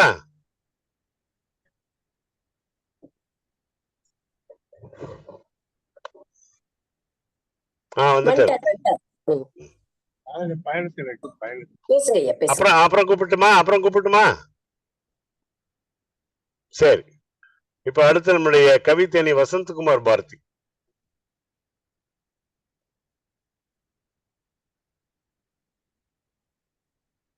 வாங்க ஐயா, கவித்தேனி ஐயா. வணக்கம், அனைவருக்கும் இனிய மாலை வணக்கம். சரி பண்ணிக்கோங்க, இணையம் ரொம்ப சரியில்லை. சிறப்பா போயிட்டு இருக்கு. பாத்தீங்கன்னா சிரிக்கவும் சிந்திக்கவும். என்னாச்சு, சரியா இருக்கா? கேக்குதா? இருக்கு இப்ப கேக்குதா? சிரிக்கவும் சிந்திக்கவும் வைக்கிறது தான் வந்து உண்மையான நகைச்சுவை. அந்த நகைச்சுவை வந்து 2 முக்கியமானவர்கள் வந்து ரொம்ப சிறப்பா பண்ணாங்க. ஒருத்தர் வந்து உங்களுக்கு எல்லாருக்குமே புரிஞ்சது தான், நம்ம பழைய நடிகர். அவர் வந்து எல்லாரையும் சிரிக்க வச்சாரு. அதே மாதிரி புது நடிகர் அவர் பேர்லயே வந்து அதையும் சிரிக்கவும் சிந்திக்க வச்சாரு. அது மாதிரி இவர் நம்ம கபிலனுடைய பேச்சிலையும் பார்த்தீங்கன்னா கருத்துக்களையும் சொல்லி சிரிப்பையும் சொல்லி சிரிப்பில் உள்ள அந்த அந்த சிறப்பையும் சொல்லும்போது உண்மையில ரொம்ப நல்லா இருந்தது, பாராட்டத்தக்கது. என்னை கூப்பிட்டதுக்காக ரொம்ப நன்றி. நான் இப்போ வந்து நேர ஜோக்குக்குள்ள போயிடுறேன். ஒரு பையன் வந்து என்ன பண்றான், அப்பா கிட்ட ரேங்க் கார்டு எடுத்துன்னு போயிடுறான், ப்ராக்ரஸ் கார்டு எடுத்துன்னு போய் நீட்டுறான். அப்பா இந்த ப்ராக்ரஸ் கார்டில் எனக்கு கையெழுத்து போடுப்பா அப்படின்றான். அவன் என்ன பண்றான், அப்பா வந்து வாங்கி பார்க்குறாரு. பார்த்தா அவங்க 5 சப்ஜெக்ட்லையும் ஃபெயில். 5 சப்ஜெக்ட்லையும் ஃபெயில் ஆயிட்டானா? அடப்பாவி, 5 சப்ஜெக்ட்லையும் ஃபெயில் ஆயிட்டியடா, இனிமே நீ என்ன அப்பாதே கூப்பிடாதா அப்படின்னு கோவத்துல திட்டான். பையன் என்ன பண்ணா, சரிடா மச்சான், எப்படியாவது ப்ராக்ரஸ் கார்டில் கையெழுத்து போடுறா மச்சான் அப்படின்னா அப்பாவுடைய கோவம் பறந்து போயிடுச்சு. பிரமாதம். ஒரு வாத்தியார் அடுத்து ஒரு வாத்தியாரு ஸ்கூல் அட்மிஷனுக்கு பசங்கள் எல்லாம் சேர்த்துட்டே இருக்காரு. அப்போ வாத்தியார் கேட்குறாரு ஒரு பையனை, அப்பா கிட்ட, அந்த பேரண்ட் கிட்ட, உங்க பையனுக்கு என்ன பேர் வச்சிருக்கிறீங்க அப்படின்னா, என் பையனுக்கு லோராண்டின்னு பேர் வச்சிருக்காங்க. லோராண்டி.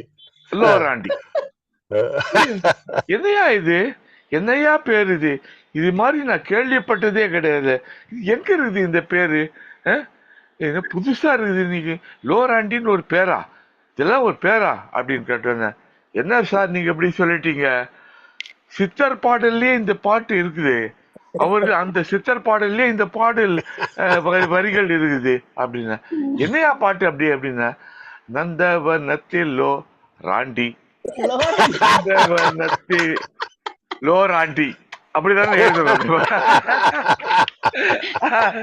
அதனால வாத்தியாருக்கு சிரிப்பு தாங்க முடியும். ஓஹோ, இதைத்தான் நீ லோராண்டி அப்படின்னுட்டாரு. ஒரு வீட்டுல ஒரு அப்பா என்ன பண்றாரு, பாத்திரம் பண்டம் அந்த அண்டா குண்டாலாம் எடுத்துன்னு போய் அடகு வைக்கிறார் ஒரு கடையில. பக்கத்து வீட்டுக்காரன் இதை பார்த்துட்டு, எதையா நீ அண்டா குண்டாலாம் எடுத்து அடகு வைக்கிற, என்ன பண்ண போற, என்ன ஆச்சு உனக்கு அப்படின்னு கேட்குறாரு. நல்லா தானே இருந்த, உனக்கு என்ன ஆச்சு அப்படின்னோடனே அவர் சொல்றாரு, என் பையன் சென்னையில் வந்து சினிமாவில் சின்ன சின்ன பாத்திரத்தெல்லாம் நடிக்கிறான், அவனுக்கு பண பற்றாக்குறை, பணம் வேணும்னு கேட்டான், அதனால தான் இந்த பாத்திரத்தெல்லாம் எடுத்து நான் வித்துட்டேன்.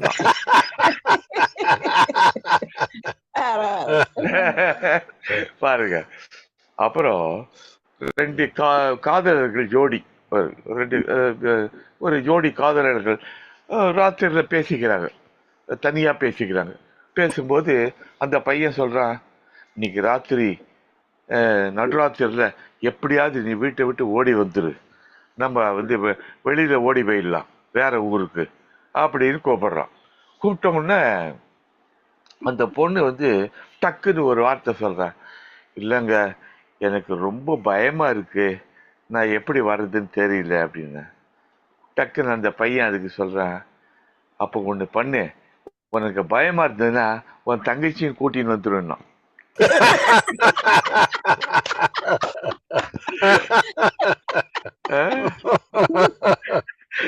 உங்க தங்கச்சி கூட்டிட்டு வந்தது எல்லாம் ஓடிடலாம். பயம் போச்சு, அதுக்குதான் துணை இல்ல, பயம் போச்சு அப்படின்னு.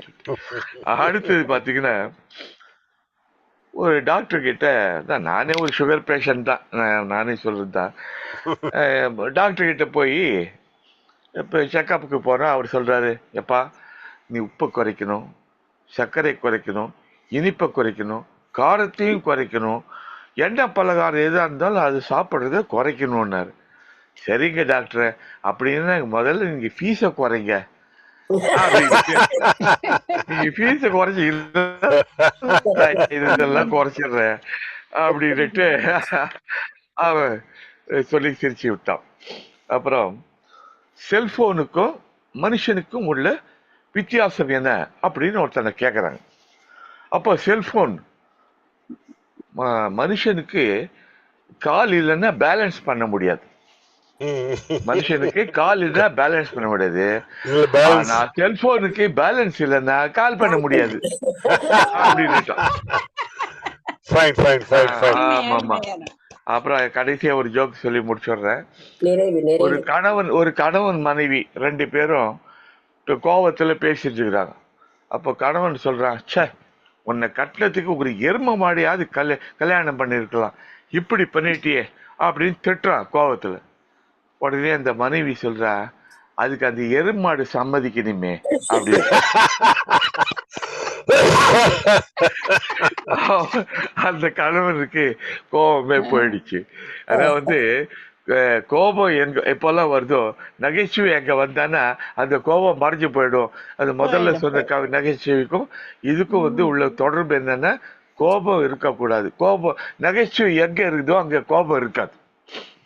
அதுதான் என்ற ஒரு செய்தியை சொல்லி அருமையான வாய்ப்பளித்த உங்கள் அதற்கு நன்றி பாராட்டி, அந்த அம்மாவணி சிறப்பு விருந்தினராக பேசினவங்க தொடர்ச்சியா 30 நிமிஷத்துக்கு மேல பேசினாங்க. ஒரு ஆசிரியர் நினைக்கிறேன், அந்த ஆசிரியர் சம்பந்தமான நிறைய விஷயங்கள் சொன்னாங்க. சிறப்பா இருந்தது, பாராட்டி நான் அவங்களுக்கு இனிமேலும் அடிக்கடி கூப்பிடலாம். கோமதி சொல்ல வேண்டாம், வாமதின்னு சொல்லி கூப்பிடலாம். கோமதி வேணாம், இனிமே வாமதி. நன்றி, அருமை அருமை கவிதை, நீ நல்லா பேசுனீங்க. கிவாஜா தலைமையில நம்ம புலவர் ராமலிங்கம், இந்த இப்பெல்லாம் நிறைய இணையத்துல வராருல புலவர் ராமலிங்கம் ஜோக்ஸ், அவர் முதல்ல பேச போனாராம். அவர் தலைமையில தான் முதல்ல பேசினாராம், கிவாஜா தலைமையில. இதுல நடந்துதான் பாண்டிச்சேரியில பேசும்போது குமரியனந்தன் தலைகள் எல்லாம் வந்திருக்காங்க.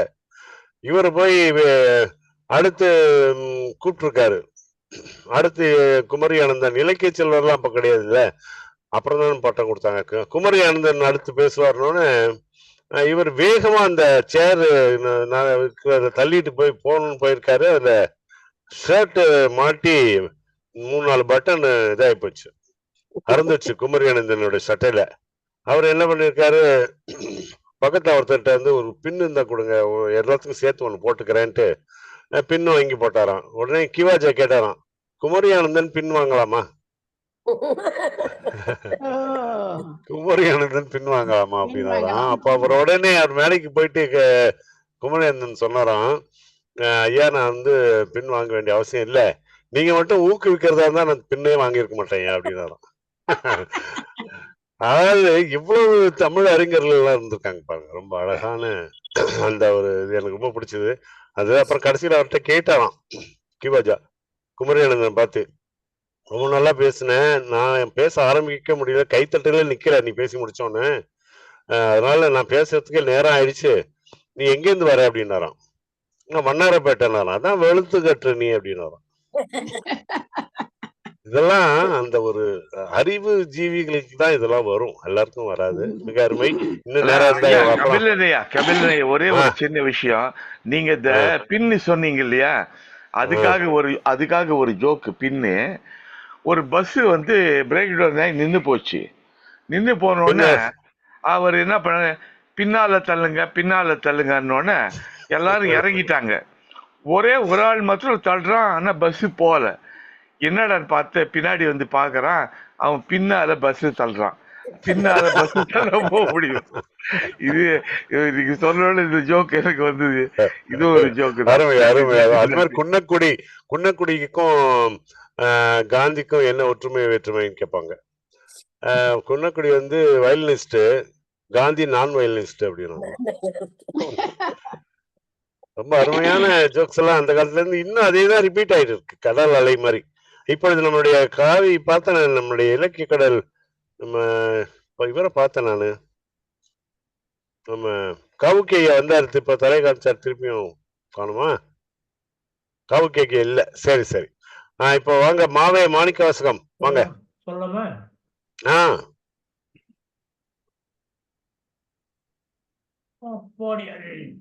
ஒருத்தர் சொன்னாரு, காதலித்து பார் திங்கட்கிழமையும் சொர்க்கமாக மாறினாராம். உடனே நண்பர் சொன்னாராம், கல்யாணம் பண்ணிப்பார் ஞாயிற்றுக்கிழமையும் நரகமா மாறு.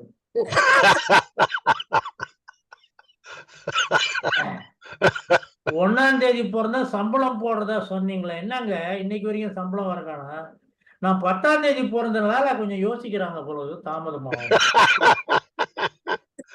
தந்தை மகனிடம், சாமி கிரீடத்தை ஏன் எடுத்த? மகள், சும்மாதான் எடுத்து பார்த்தோம்பா. ஏன்? இல்ல, நான் பரீட்சையில பாஸ் ஆனா சாமிக்கு மொட்டை போடுறதா வேண்டிக்கிட்டேன், அதனால மொட்டை அடிக்கிற அளவுக்கு தலையில முடி வளர்ந்திருக்கான் சாமியை செக் பண்ண. தந்தை, அடே நீ நினைக்கிற மாதிரி வாழணும்னா நீ அம்பானி வீட்டுல அல்லவா பிறந்திருக்கணும். மகன், தெரியுது இல்ல, அப்ப நீ அம்பானி ஆன பிறகுலாம் என்ன பெற்றிருக்கணும் அப்படின்னு சொன்னாப்ல. இன்னொன்னு, மனைவி எல்லாம் சொல்லியிருப்பாங்க, மனைவிட இருந்து போன் வந்தா நின்று நிதானமா பேசணும். நடந்துகிட்டே போன்ல பேசினா பாப்பர்கள் பொண்டாட்டி பேச்சை கேட்டு நடக்கிறான்னு யோசிப்பாங்க.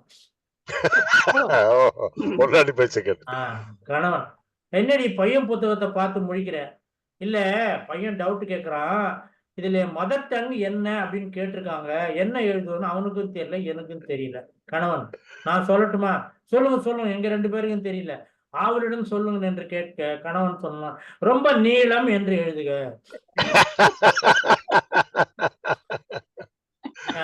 மனைவி சொல்றான், ஏங்க நாம இப்படியே மகிழ்ச்சியா 100 வருடம் வாழணும்னு எனக்கு ஆசை. கணவன், எனக்கும் தான் ஆசை, ஆனா மைண்ட் வாய்ஸ் பேசுது, இவ போடுற சாப்பாட்டை பார்த்தா 40 தாண்டதே கஷ்டம், 100 பேராசை இல்ல. ஆசிரியர், நல்ல குடிமகனாக இருந்தது எது அவசியம்? மாணவன், காரமான ஊறுகாய். நன்றி. இன்னொன்னு, வீட்டிலேயே சுவையான பிரியாணி செய்வது எப்படி? எதை செய்வரை சொல்ல போறாங்கன்னு கேள்வி கேட்கறாங்க. அது ரொம்ப சுலபம். கறி எல்லாம் எடுத்து அந்த வீட்டுல கொடுத்துட்டு மனைவியிடம், மதியம் உங்க அம்மாவும் அப்பா வராங்கன்னு சொல்லுங்க, சுவையான பிரியாணி உடனே ரெடி. நன்றி. அருமை அருமை, பிரமாதம். அடுத்து நம்மளுடைய துணுக்கு தோரணங்கள் கேட்ட நம்ம இவர் கவிக்கைய வரல இல்ல, அதனால நம்ம ரஞ்சனி ராஜ்குமார் ரொம்ப நேரமா இருக்காங்க, வரலாம். ஒரு ஜோக் சொல்லலாமே ரஞ்சனி ராஜ்குமார். நான் ஒரு சின்ன ஜோக் சொல்லிடுறேன். நீங்க தான் சொல்லணும், சொல்லுங்க. நிறைய சின்ன ஜோக்லாம் இல்ல, சொல்லுங்க. ஒரு காலேஜ், லேடிஸ் காலேஜ், நைட்டு 7 மணிக்கே கரண்ட் போயிடுச்சு, 7:30 மணிக்கு சாப்பிடணும். எல்லாம் சார்ஜு சின்ன சின்ன கேன்ல எல்லாம் ரெடியா இருக்காங்க. வாட்ச்மேன் 2 கேட்லயும் வாட்ச்மேன் இருக்கிறாங்க. சாப்பிட்டுக்கிட்டு இருக்கிறாங்க. சாப்பிட போகும்போது உட்கார்ந்தா ஒரு பொண்ணு பக்கத்து பொண்ணுகிட்ட என்னமோ சொல்லியிருக்கேன். அந்த பொண்ணு பக்கத்து பொண்ணுகிட்ட போறான் அப்படின்னு, போறான்னு சொல்லுவேன். எல்லாருமே போறான்னு சொல்லிருச்சுங்க. அது லேடிஸ் ஹாஸ்டலா 2 கேட்டையும் போய் வாட்ச்மேன் 2 கேட்டையும் முதல்ல மூடுனாங்க. 2 பேரும் மூடிட்டாங்க. அப்புறம் டார்ச், அரிக்கன் விளக்கு என்னென்ன இருக்கோ எல்லாம் அடிச்சு தேடி கேட்ல ஆளு நின்றுகிட்டே இருக்கிறாங்க. தேடுனா யாருமே இல்ல.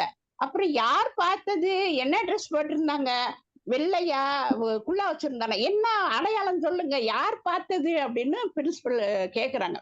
கேட்டா ஒருத்தரா போய் கடைசியில சொன்ன ஆளுகிட்ட வந்தா அந்த பொண்ணு அழுகுது, சொல்ல மாட்டேங்குது. மிஸ், நானு போறேன்னு சொல்லல மிஸ், பூரையான்னு சொன்னேன் மிஸ் அப்படிங்குது. அது பக்கத்து பொண்ணுக்கு போறேன்னு சொல்லவும் எல்லாருமே போறேன்னு சொல்லவும் கலாட் ஆயிடுச்சு. அருமை அருமை. அப்புறம் புருஷங்காரன் சொல்றான் தன்னோட மனைவி கிட்ட, உன்னைய பாத்துக்கிட்டே இருந்தா பசியே எடுக்காது செல்லம் அப்படின்னு. இந்த மாதிரி சொல்லி எல்லாம் என்ன ஏமாத்தாதீங்க, இப்படி முதல்ல உலைய வைங்க, சோறு போடுங்க அப்படின்னா.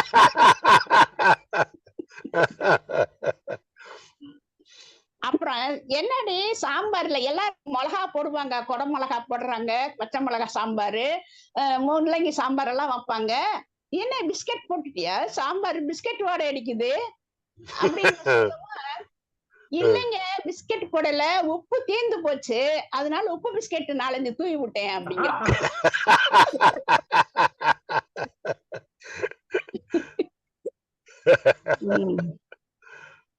அப்புறம் கேக்குற, என்னங்க இன்னைக்கு குழம்பு வைக்கலாமா ரசம் வைக்கலாமா அப்படின்னு. நீ முதல்ல என்னத்தினாலும் வை, அப்புறமேல அதுக்கு பேர் வைக்கலாம். அவர் ரசமும் ஒன்னா இருக்கும், குழம்பும் ஒன்னா இருக்கும் போல தெரியுது. அவ்வளவுதான். அருமை அருமை அருமை அருமை, நல்லா இருந்ததுமா, ரொம்ப சிறப்பா இருந்தது. கமலாநேயர் மேடம் எல்லாருக்கும் வாழ்த்து தெரிவிச்சுட்டே இருக்காங்க, அப்படியே ஆசீர்வாதம் பண்ணிட்டே இருக்காங்க. ஜெகத்குரு வாங்க, வெளியில வாங்க. நான் ரொம்ப ரொம்ப சிரிச்சிட்டு இருக்கேன், ரொம்ப என்ஜாய் பண்ணிட்டு இருக்கேன். ஒரு ஜோக்கு இல்ல ஒண்ணுமே தோசை சுடுற வேலையும் நடந்துட்டு இருக்காங்க. ஆமா, ஒரு ஜோக் சொல்லித்தான் ஆகணும் நீங்க. ரமணி மேடம் இப்போ உப்பு இல்லன்ட்டு உப்பு பிஸ்கட் போட்டதுதான் கிச்சன்ல ஒரே சிரிப்பா இருக்கு, எனக்கு கண்ட்ரோல் பண்ணவே முடியல. உண்மையாவே கிரேட், நல்லா இருந்தது. எல்லா ஜோக்குமே நல்லா இருந்தது, எல்லா ஜோக்குமே நான் ரசிச்சுட்டு இருந்தேன். அதுக்கப்புறம் பேர் வச்சுக்கலான்னு சொன்னார்ல, அது அதை விட இருந்தது. ஆல்பாபெட்ஸ்ல ஒரு 26 லெட்டர்ஸ் இருக்கு. அது ஓடி போனா எவ்வளவு லெட்டர்ஸ் இருக்குன்னு கேட்டா என்ன சொல்வீங்க? என்னது சொல்லுங்க, ரிப்பீட். ஏன் ஓடி போனா மித்த எத்தனை லெட்டர் இருக்குன்னு கேக்குறேன். ஆல்பாபெட்ல 26 லெட்டர்ஸ் இருக்கு, 23 இருக்கும். 23 இருக்கும். எல்லாரும் கேட்டீங்க கரெக்டா? ஏன்னா ஏ ஓடி 3மே போயிடும்ல. ஏதோ இப்ப எனக்கு தோணுச்சு, எனக்கு அது மட்டும்தான் நான் கேட்டேன். ஆனா இன்னும் ப்ரிப்பேர் பண்ணல, இல்லன்னா நிறைய கேட்டு வச்சிருக்கலாம். ஆனா சூப்பரா இருந்தது. கவிதேனி சார் சொன்னதும் ரொம்ப நல்லா இருந்தது. எல்லாருமே ஜோக்ஸ் வந்து சொல்ற விதத்துல சிரிப்பு வரும், சொல்ல தெரியும். அந்த பிரசன்டேஷன் நல்லா இருக்கணும், இல்லன்னா ஜோக்ஸ் ஆகமாயிடும். Correct correct correct. Thank you sir, நீங்க சொல்றது அப்படிதான். இடையில அந்த பெரியவங்களோட புலவர்களோட நடைமுறையில ஒரு வாரம் ஒண்ணு மதுரை முத்து சொன்னேன். ஒரு தடவை இவரு நம்ம திருவாரூர் அவரு இப்போ இது நம்ம கிவாஜா வந்து ஒரு நல்ல ஒரு இருங்க, ரொம்ப சிறப்பான ஒரு மனிதர். பேசு காரைக்குடி கம்பன் விழால பால் நாடார் தான் நடத்துவாராம். அவரு வந்து அவ்வளவு நேரம் பேசுவாராம் அந்த கம்பன் விழால. அதுக்கு இவர் போயிருந்திருக்காரு, கிவாஜா போயிருக்காரு. பால் நாடார் தூத்துக்குடியில ரொம்ப நல்ல பேர் வாங்கினவராம் அவர், பால் நாடார்ன்ட்டு. அப்போ ஒரு நிகழ்ச்சி ஆரம்பிக்கிறதுக்கு முன்னாடி எல்லாருக்கும் மேடைக்கு ஏத்துறதுக்கு முன்னாடி எல்லாருக்கும் காஃபி டீ கொடுப்பாங்கல்ல, அந்த ஸ்நாக்ஸ் மாதிரி ஏதாவது. உங்களுக்கு காஃபியா டீயான்னு கேட்டிருக்காங்க பால் நாடார்ட்ட. அவர் சொல்லியிருக்காரு, நான் காஃபி டீ குடிக்கிறது இல்ல, பால் கொடுங்க அப்படின்னாராம் பால் நாடாரு. கம்பன் விழா பேச்சாளர். பக்கத்துல நம்ம கிவாஜா இருந்துட்டு பேரு பால் நாடார்னு வச்சிருக்கீங்க, ஆனா பால் நாடுறீங்களே அப்படின்னாலாம்.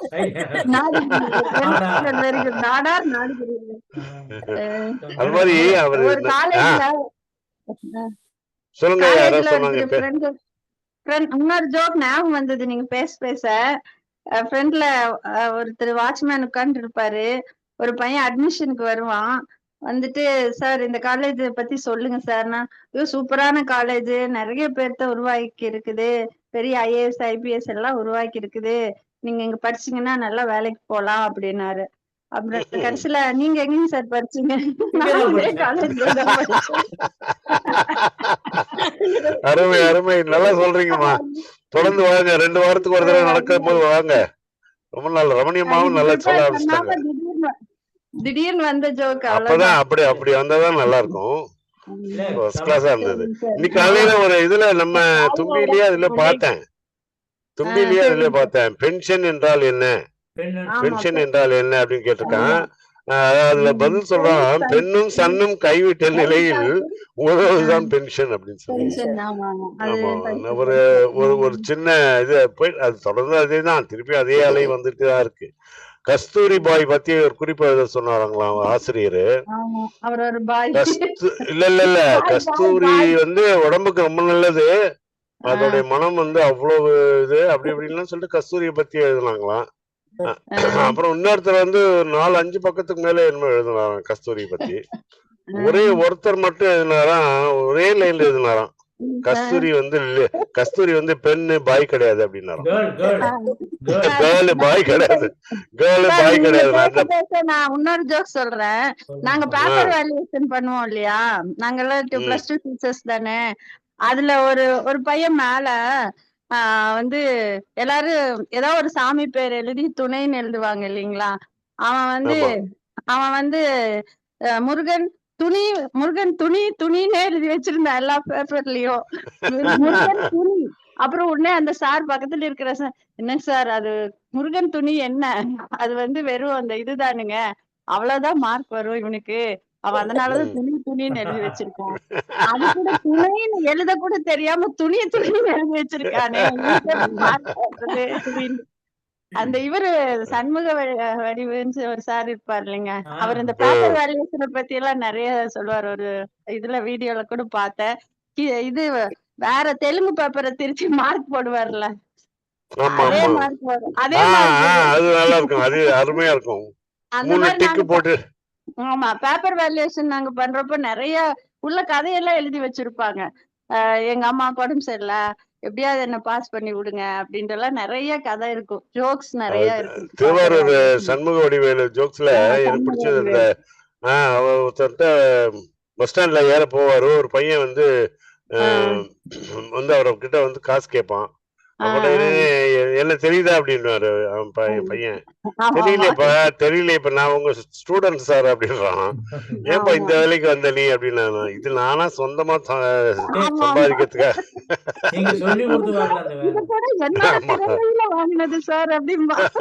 அப்படின்வா. ரொம்ப அழகான, ஆமா ரொம்ப நல்லா இருக்கும், அவரு இயல்பா இருக்கும், அவருடைய ஜோக்ஸ் எல்லாம் ரொம்ப நல்லா இருக்கும். இப்பொழுது நம்முடைய நிகழ்ச்சியில வந்து நம்ம ஆமா கோவை வே உலகம்மாள் அவங்களோட ஜோக்ஸ் சொல்லல ஒன்னும். வணக்கம்.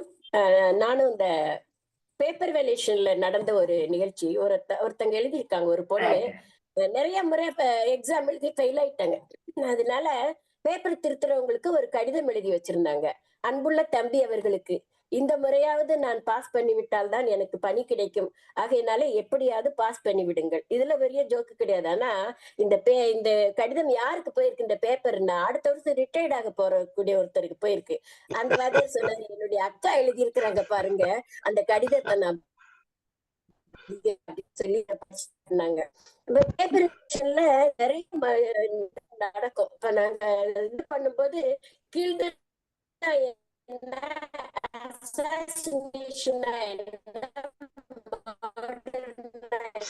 சரியில்லம்மா நெட்டு சரியில்லை, நெட்டு சரியில்லைம்மா உங்களது, அப்படியே நடுங்குது குரல். ஆமா உலகமாலம்மா உங்களது எதுவுமே கேட்கல, விட்டு விட்டு வருது. நாங்க சொன்னதெல்லாம் கேட்ட ஜோக்க நீங்க கேட்காத ஜோக் சொல்றீங்க.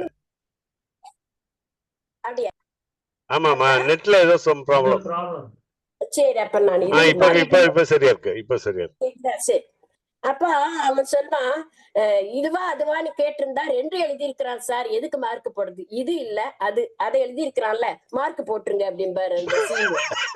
எப்படியாவது ஒரு மார்க் போடணும், அதனால நீங்க அவனை எப்படியாவது பாஸ் பண்ண வைக்கணும் அப்படிங்கிறதுக்காக சொல்வாரு. அப்ப நான் சொல்வேன், இப்ப நாம அவனுக்கு மார்க் போட்டு பாஸ் பண்றதுக்கு பட்ட கஷ்டத்துல 100ல 1 பங்கு அவன் பட்டிருந்தா அவன் இயல்பாவே பாஸ் பண்ணிருப்பான் சார், இவனை பாஸ் பண்றதுக்கு நம்ம அவ்வளவு கஷ்டப்பட வேண்டி இருக்கு அப்படின்னு அது ஒரு ஜோக்காவே இருக்கும்.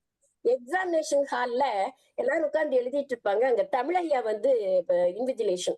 தமிழையாக்கு தமிழ்ல தான் எதுனாலும் கேட்கணும். அப்ப ஒரு மாணவனுக்கு பேனால இங்கு தீந்து போச்சு.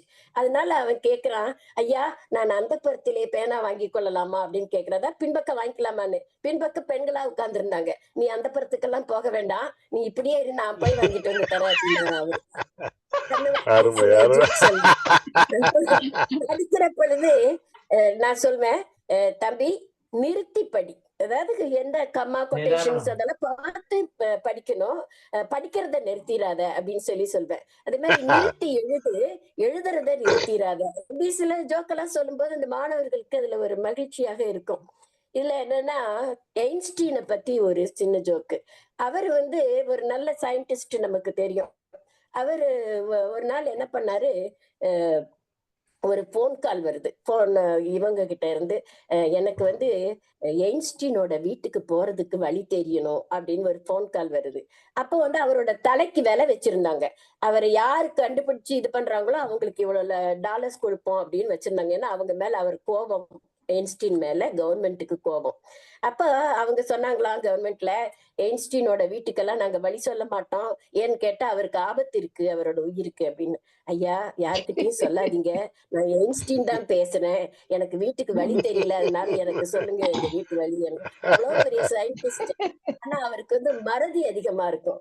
பஸ்ல போயிட்டு இருப்பாராம், சேஞ்சு கொடுத்த உடனே கண்டக்டர்கிட்ட சத்தம் போடுவாராம், என்னையா என்னை ஏமாத்த பாக்குறியா, இவ்வளவு குறைவா கொடுத்துருக்குறேன்னு. ஏன்னா உனக்கு சயின்ஸ் தெரிஞ்ச அளவுக்கு மேத்ஸ் தெரியாது, நான் கரெக்டா தான் கொடுத்துருக்கிறேன், எண்ணி பாரு அப்படின்பாராம் கண்டக்டர். அந்த அளவுக்கு மேத்ஸ்ல வீக்கா இருந்த ஒரு இது சொல்லுவாங்க. அதே மாதிரி ட்ரெயின் ஜோக்கு வந்து நம்ம பார்ப்போம். டெய்லி ட்ரெயின்ல அலுவலகத்துக்கு போயிட்டு இருக்கிறாங்க. அப்போ ஒரு நாள் வந்து கரெக்டா 8 மணிக்கு ட்ரெயின் வந்துருச்சு. வந்த உடனே பக்கத்துல இருக்கிற கடைக்கு போய் பூ மாலை எல்லாம் வாங்கி ஸ்வீட் எல்லாம் வாங்கி அந்த டிரைவரை பாராட்டணும், இவ்வளவு வருஷமா நம்ம இருக்கிறோம், இன்னைக்குதான் இப்படி கரெக்ட் டயத்துக்கு வந்திருக்கு அப்படின்னு சொல்லிட்டு மாலையெல்லாம் கொண்டு போய் அந்த டிரைவர்கிட்ட போட போறாங்க. இருங்க இருங்க என்ன விஷயம் அப்படிங்கிறான். இந்த மாதிரி நீங்க இத்தனை வருஷத்துல இன்னைக்குதான் கரெக்ட் டயத்துக்கு வந்திருக்கிறீங்க, கொஞ்சம் அமைதியா இருங்க, நேத்து 8 மணிக்கு வர வேண்டிய ட்ரெயின் ஒரு நாள் தாமதமா இன்னைக்குதான் வந்து அப்படி எனக்குமே கரெக்டான நேரத்துக்கு வந்ததில்லை அப்படிங்கிறதுக்காக அப்படி சொல்லுவாங்க.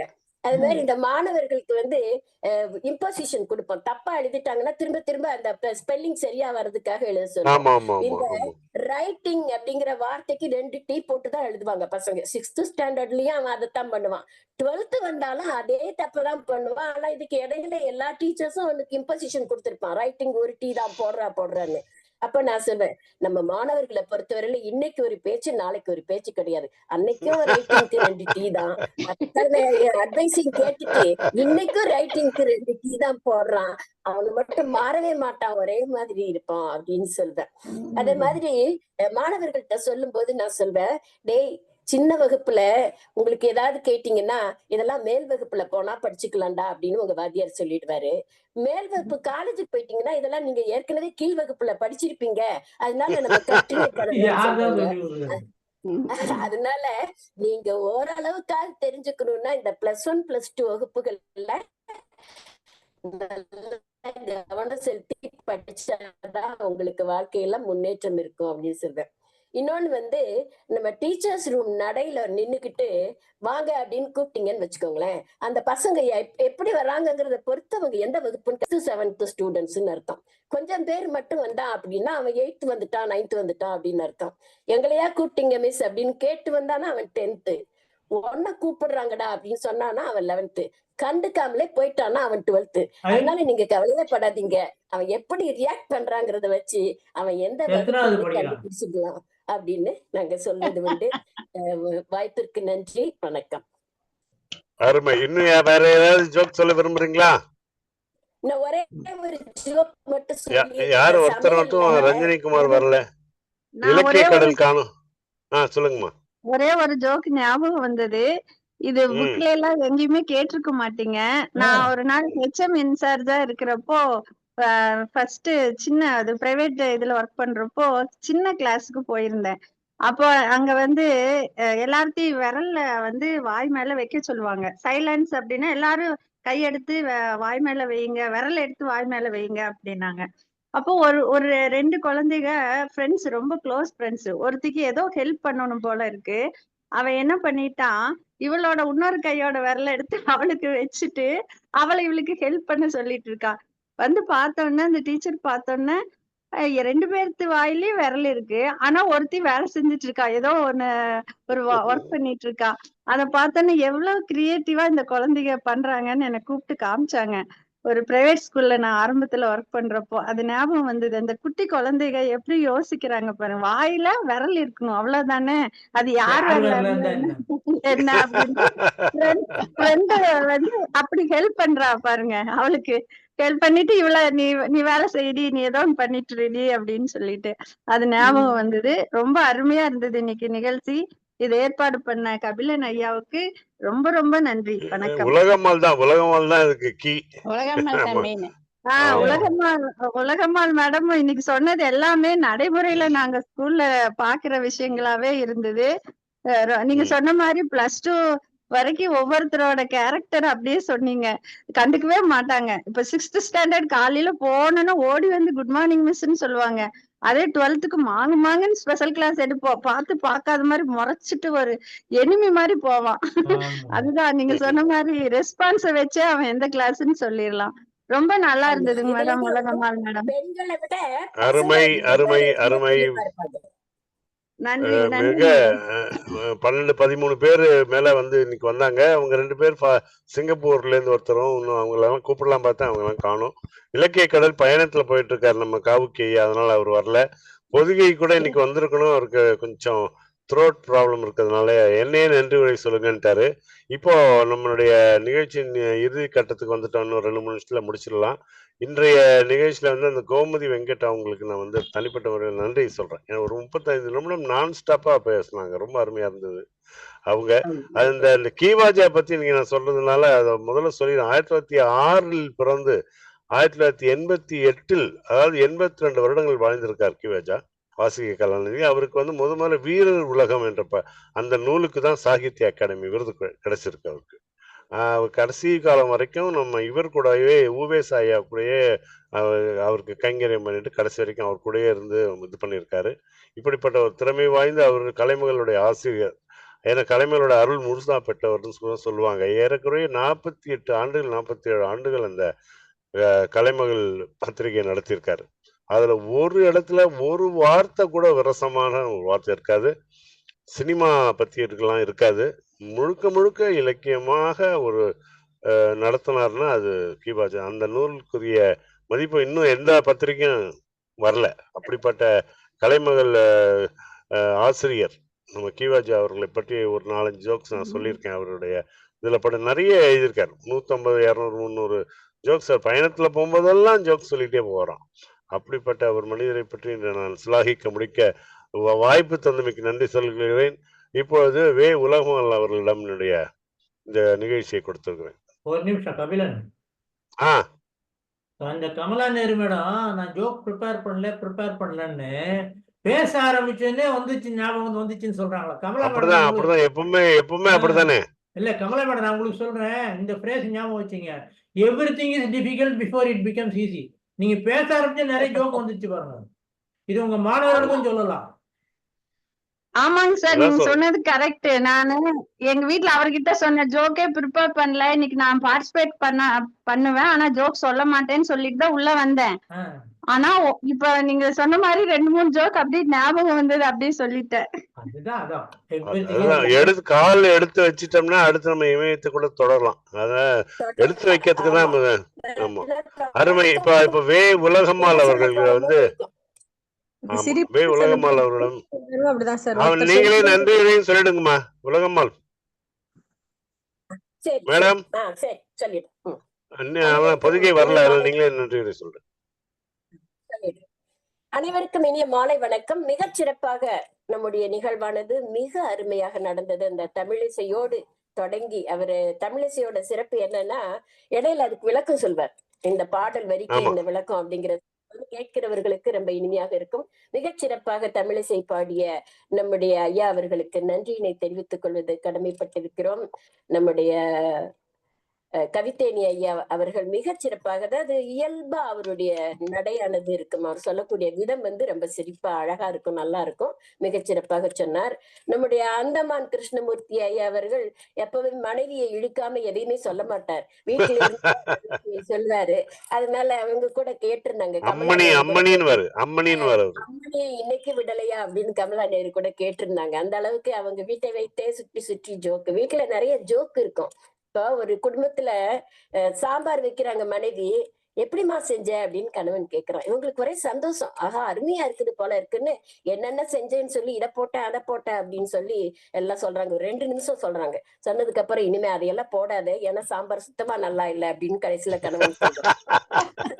அது மாதிரி வீட்டுல நிறைய நகைச்சுவை நம்ம ரசிக்கிறோம். அதையெல்லாம் அழகா எடுத்து சொன்னாங்க. நம்ம கோமதி வெங்கட் ரொம்ப அழகா நம்முடைய ஆசிரியாக இருந்ததுனால அவங்க அனுபவத்துல கண்ட அத்தனை உண்மைகளையும், அந்த நகைச்சுவை சிரிக்கவும் சிந்திக்கவும் அப்படின்னு சொல்லுவாங்க இல்லையா, அது மாதிரி சிந்திக்க தூண்டக்கூடிய வகையில நகைச்சுவை எவ்வளவு முக்கியத்துவம் வாய்ந்தது. ஏன்னா ஒரு பேச்சாளரை வேற எந்த இலக்கிய சம்பந்தமாக பேசுவதற்கும் அழைப்பது சுலபம். என்னுடைய அனுபவத்துல சொல்றேன். நகைச்சுவை பேசணும் அப்படின்னா நகைச்சுவையாங்க, அது எனக்கு வராதே அப்படின்னு சொல்றதே ஒரு பெரிய நகைச்சுவையாகத்தான் இருக்கு. நகைச்சுவைங்கிற உணர்வே நம்ம இல்லாம ஓடிட்டு இருக்கிறோம். யாருக்காக ஓடுகிறோம், எதற்காக ஓடுகிறோம் தெரியாமலே வாழ்க்கையில ஓடிட்டு இருக்கிறோம். அந்த நிலையில நம்ம நகைச்சுவையோடு மகிழ்ச்சியாக இருப்பதற்கு களம் அமைத்து கொடுத்த ஞானவடிவேல் ஐயா அவர்களுக்கு நிச்சயமாக நன்றி சொல்ல வேண்டும். இந்த நிகழ்விலே கலந்து கொண்ட ஜெய்சக்தி அம்மா மிக அழகாக சொன்னார்கள். தலைமை உரையாற்றிய ஞானவடிவேல் ஐயா அவர்கள் இந்த மன்றத்தினுடைய முக்கியத்துவத்தை பற்றி அழகாக சொன்னார்கள். கமலா நேரம் எனக்கு இப்போ ஒண்ணு ஞாபகம் வருது, இப்போ ஒண்ணு ஞாபகம் வருதுன்னு ஒரு குழந்தை நிறைய சொன்னாங்க. எனக்கு சொல்லவே இல்லை, நான் சொல்ல மாட்டேன்னு சொல்லிட்டு நிறைய சொன்னாங்க. நகைச்சுவையோட இயல்பே அதுதான். பேச பேச நமக்கும் நிறைய விடயங்கள் எல்லாம் தோன்றும். அது மாதிரி மிக அழகாக சொன்னார்கள். இத்தனை பேரும் கலந்து கொண்டு இந்த நிகழ்ச்சியை மகிழ்ச்சியாக கழிப்பதற்கான வாய்ப்பை ஏற்படுத்தி கொடுத்தோம். எல்லாவற்றிற்கும் மேலாக இந்த நகைச்சுவை தோரணங்களை தனக்கே உரிய பாணியிலே மிக அழகாக தொகுத்து யாருக்கு எப்போது வாய்ப்பு கொடுக்க வேண்டும் என்று சொல்லி மிக அழகாக நேர்த்தியாக நடத்தி கொண்டிருக்கின்ற கபிலன் ஐயா அவர்களுக்கு எவ்வளவு நன்றி சொன்னாலும் தகும். அவருக்கு நன்றினை சொல்லி இந்த களத்தினை இனிமையாக நிறைவு செய்கிறேன் என்று சொல்லி, அடுத்து மீண்டும் நகைச்சுவை மன்றம் எப்பொழுது என்று ஆர்வத்தோடு கேட்க தூண்டுகிற அளவிற்கு நம்முடைய நகைச்சுவை மேடை மிகச் சிறப்பாக நடைபோடுகிறது என்று சொல்லி நிறைவு செய்கிறேன். நன்றி, வணக்கம்.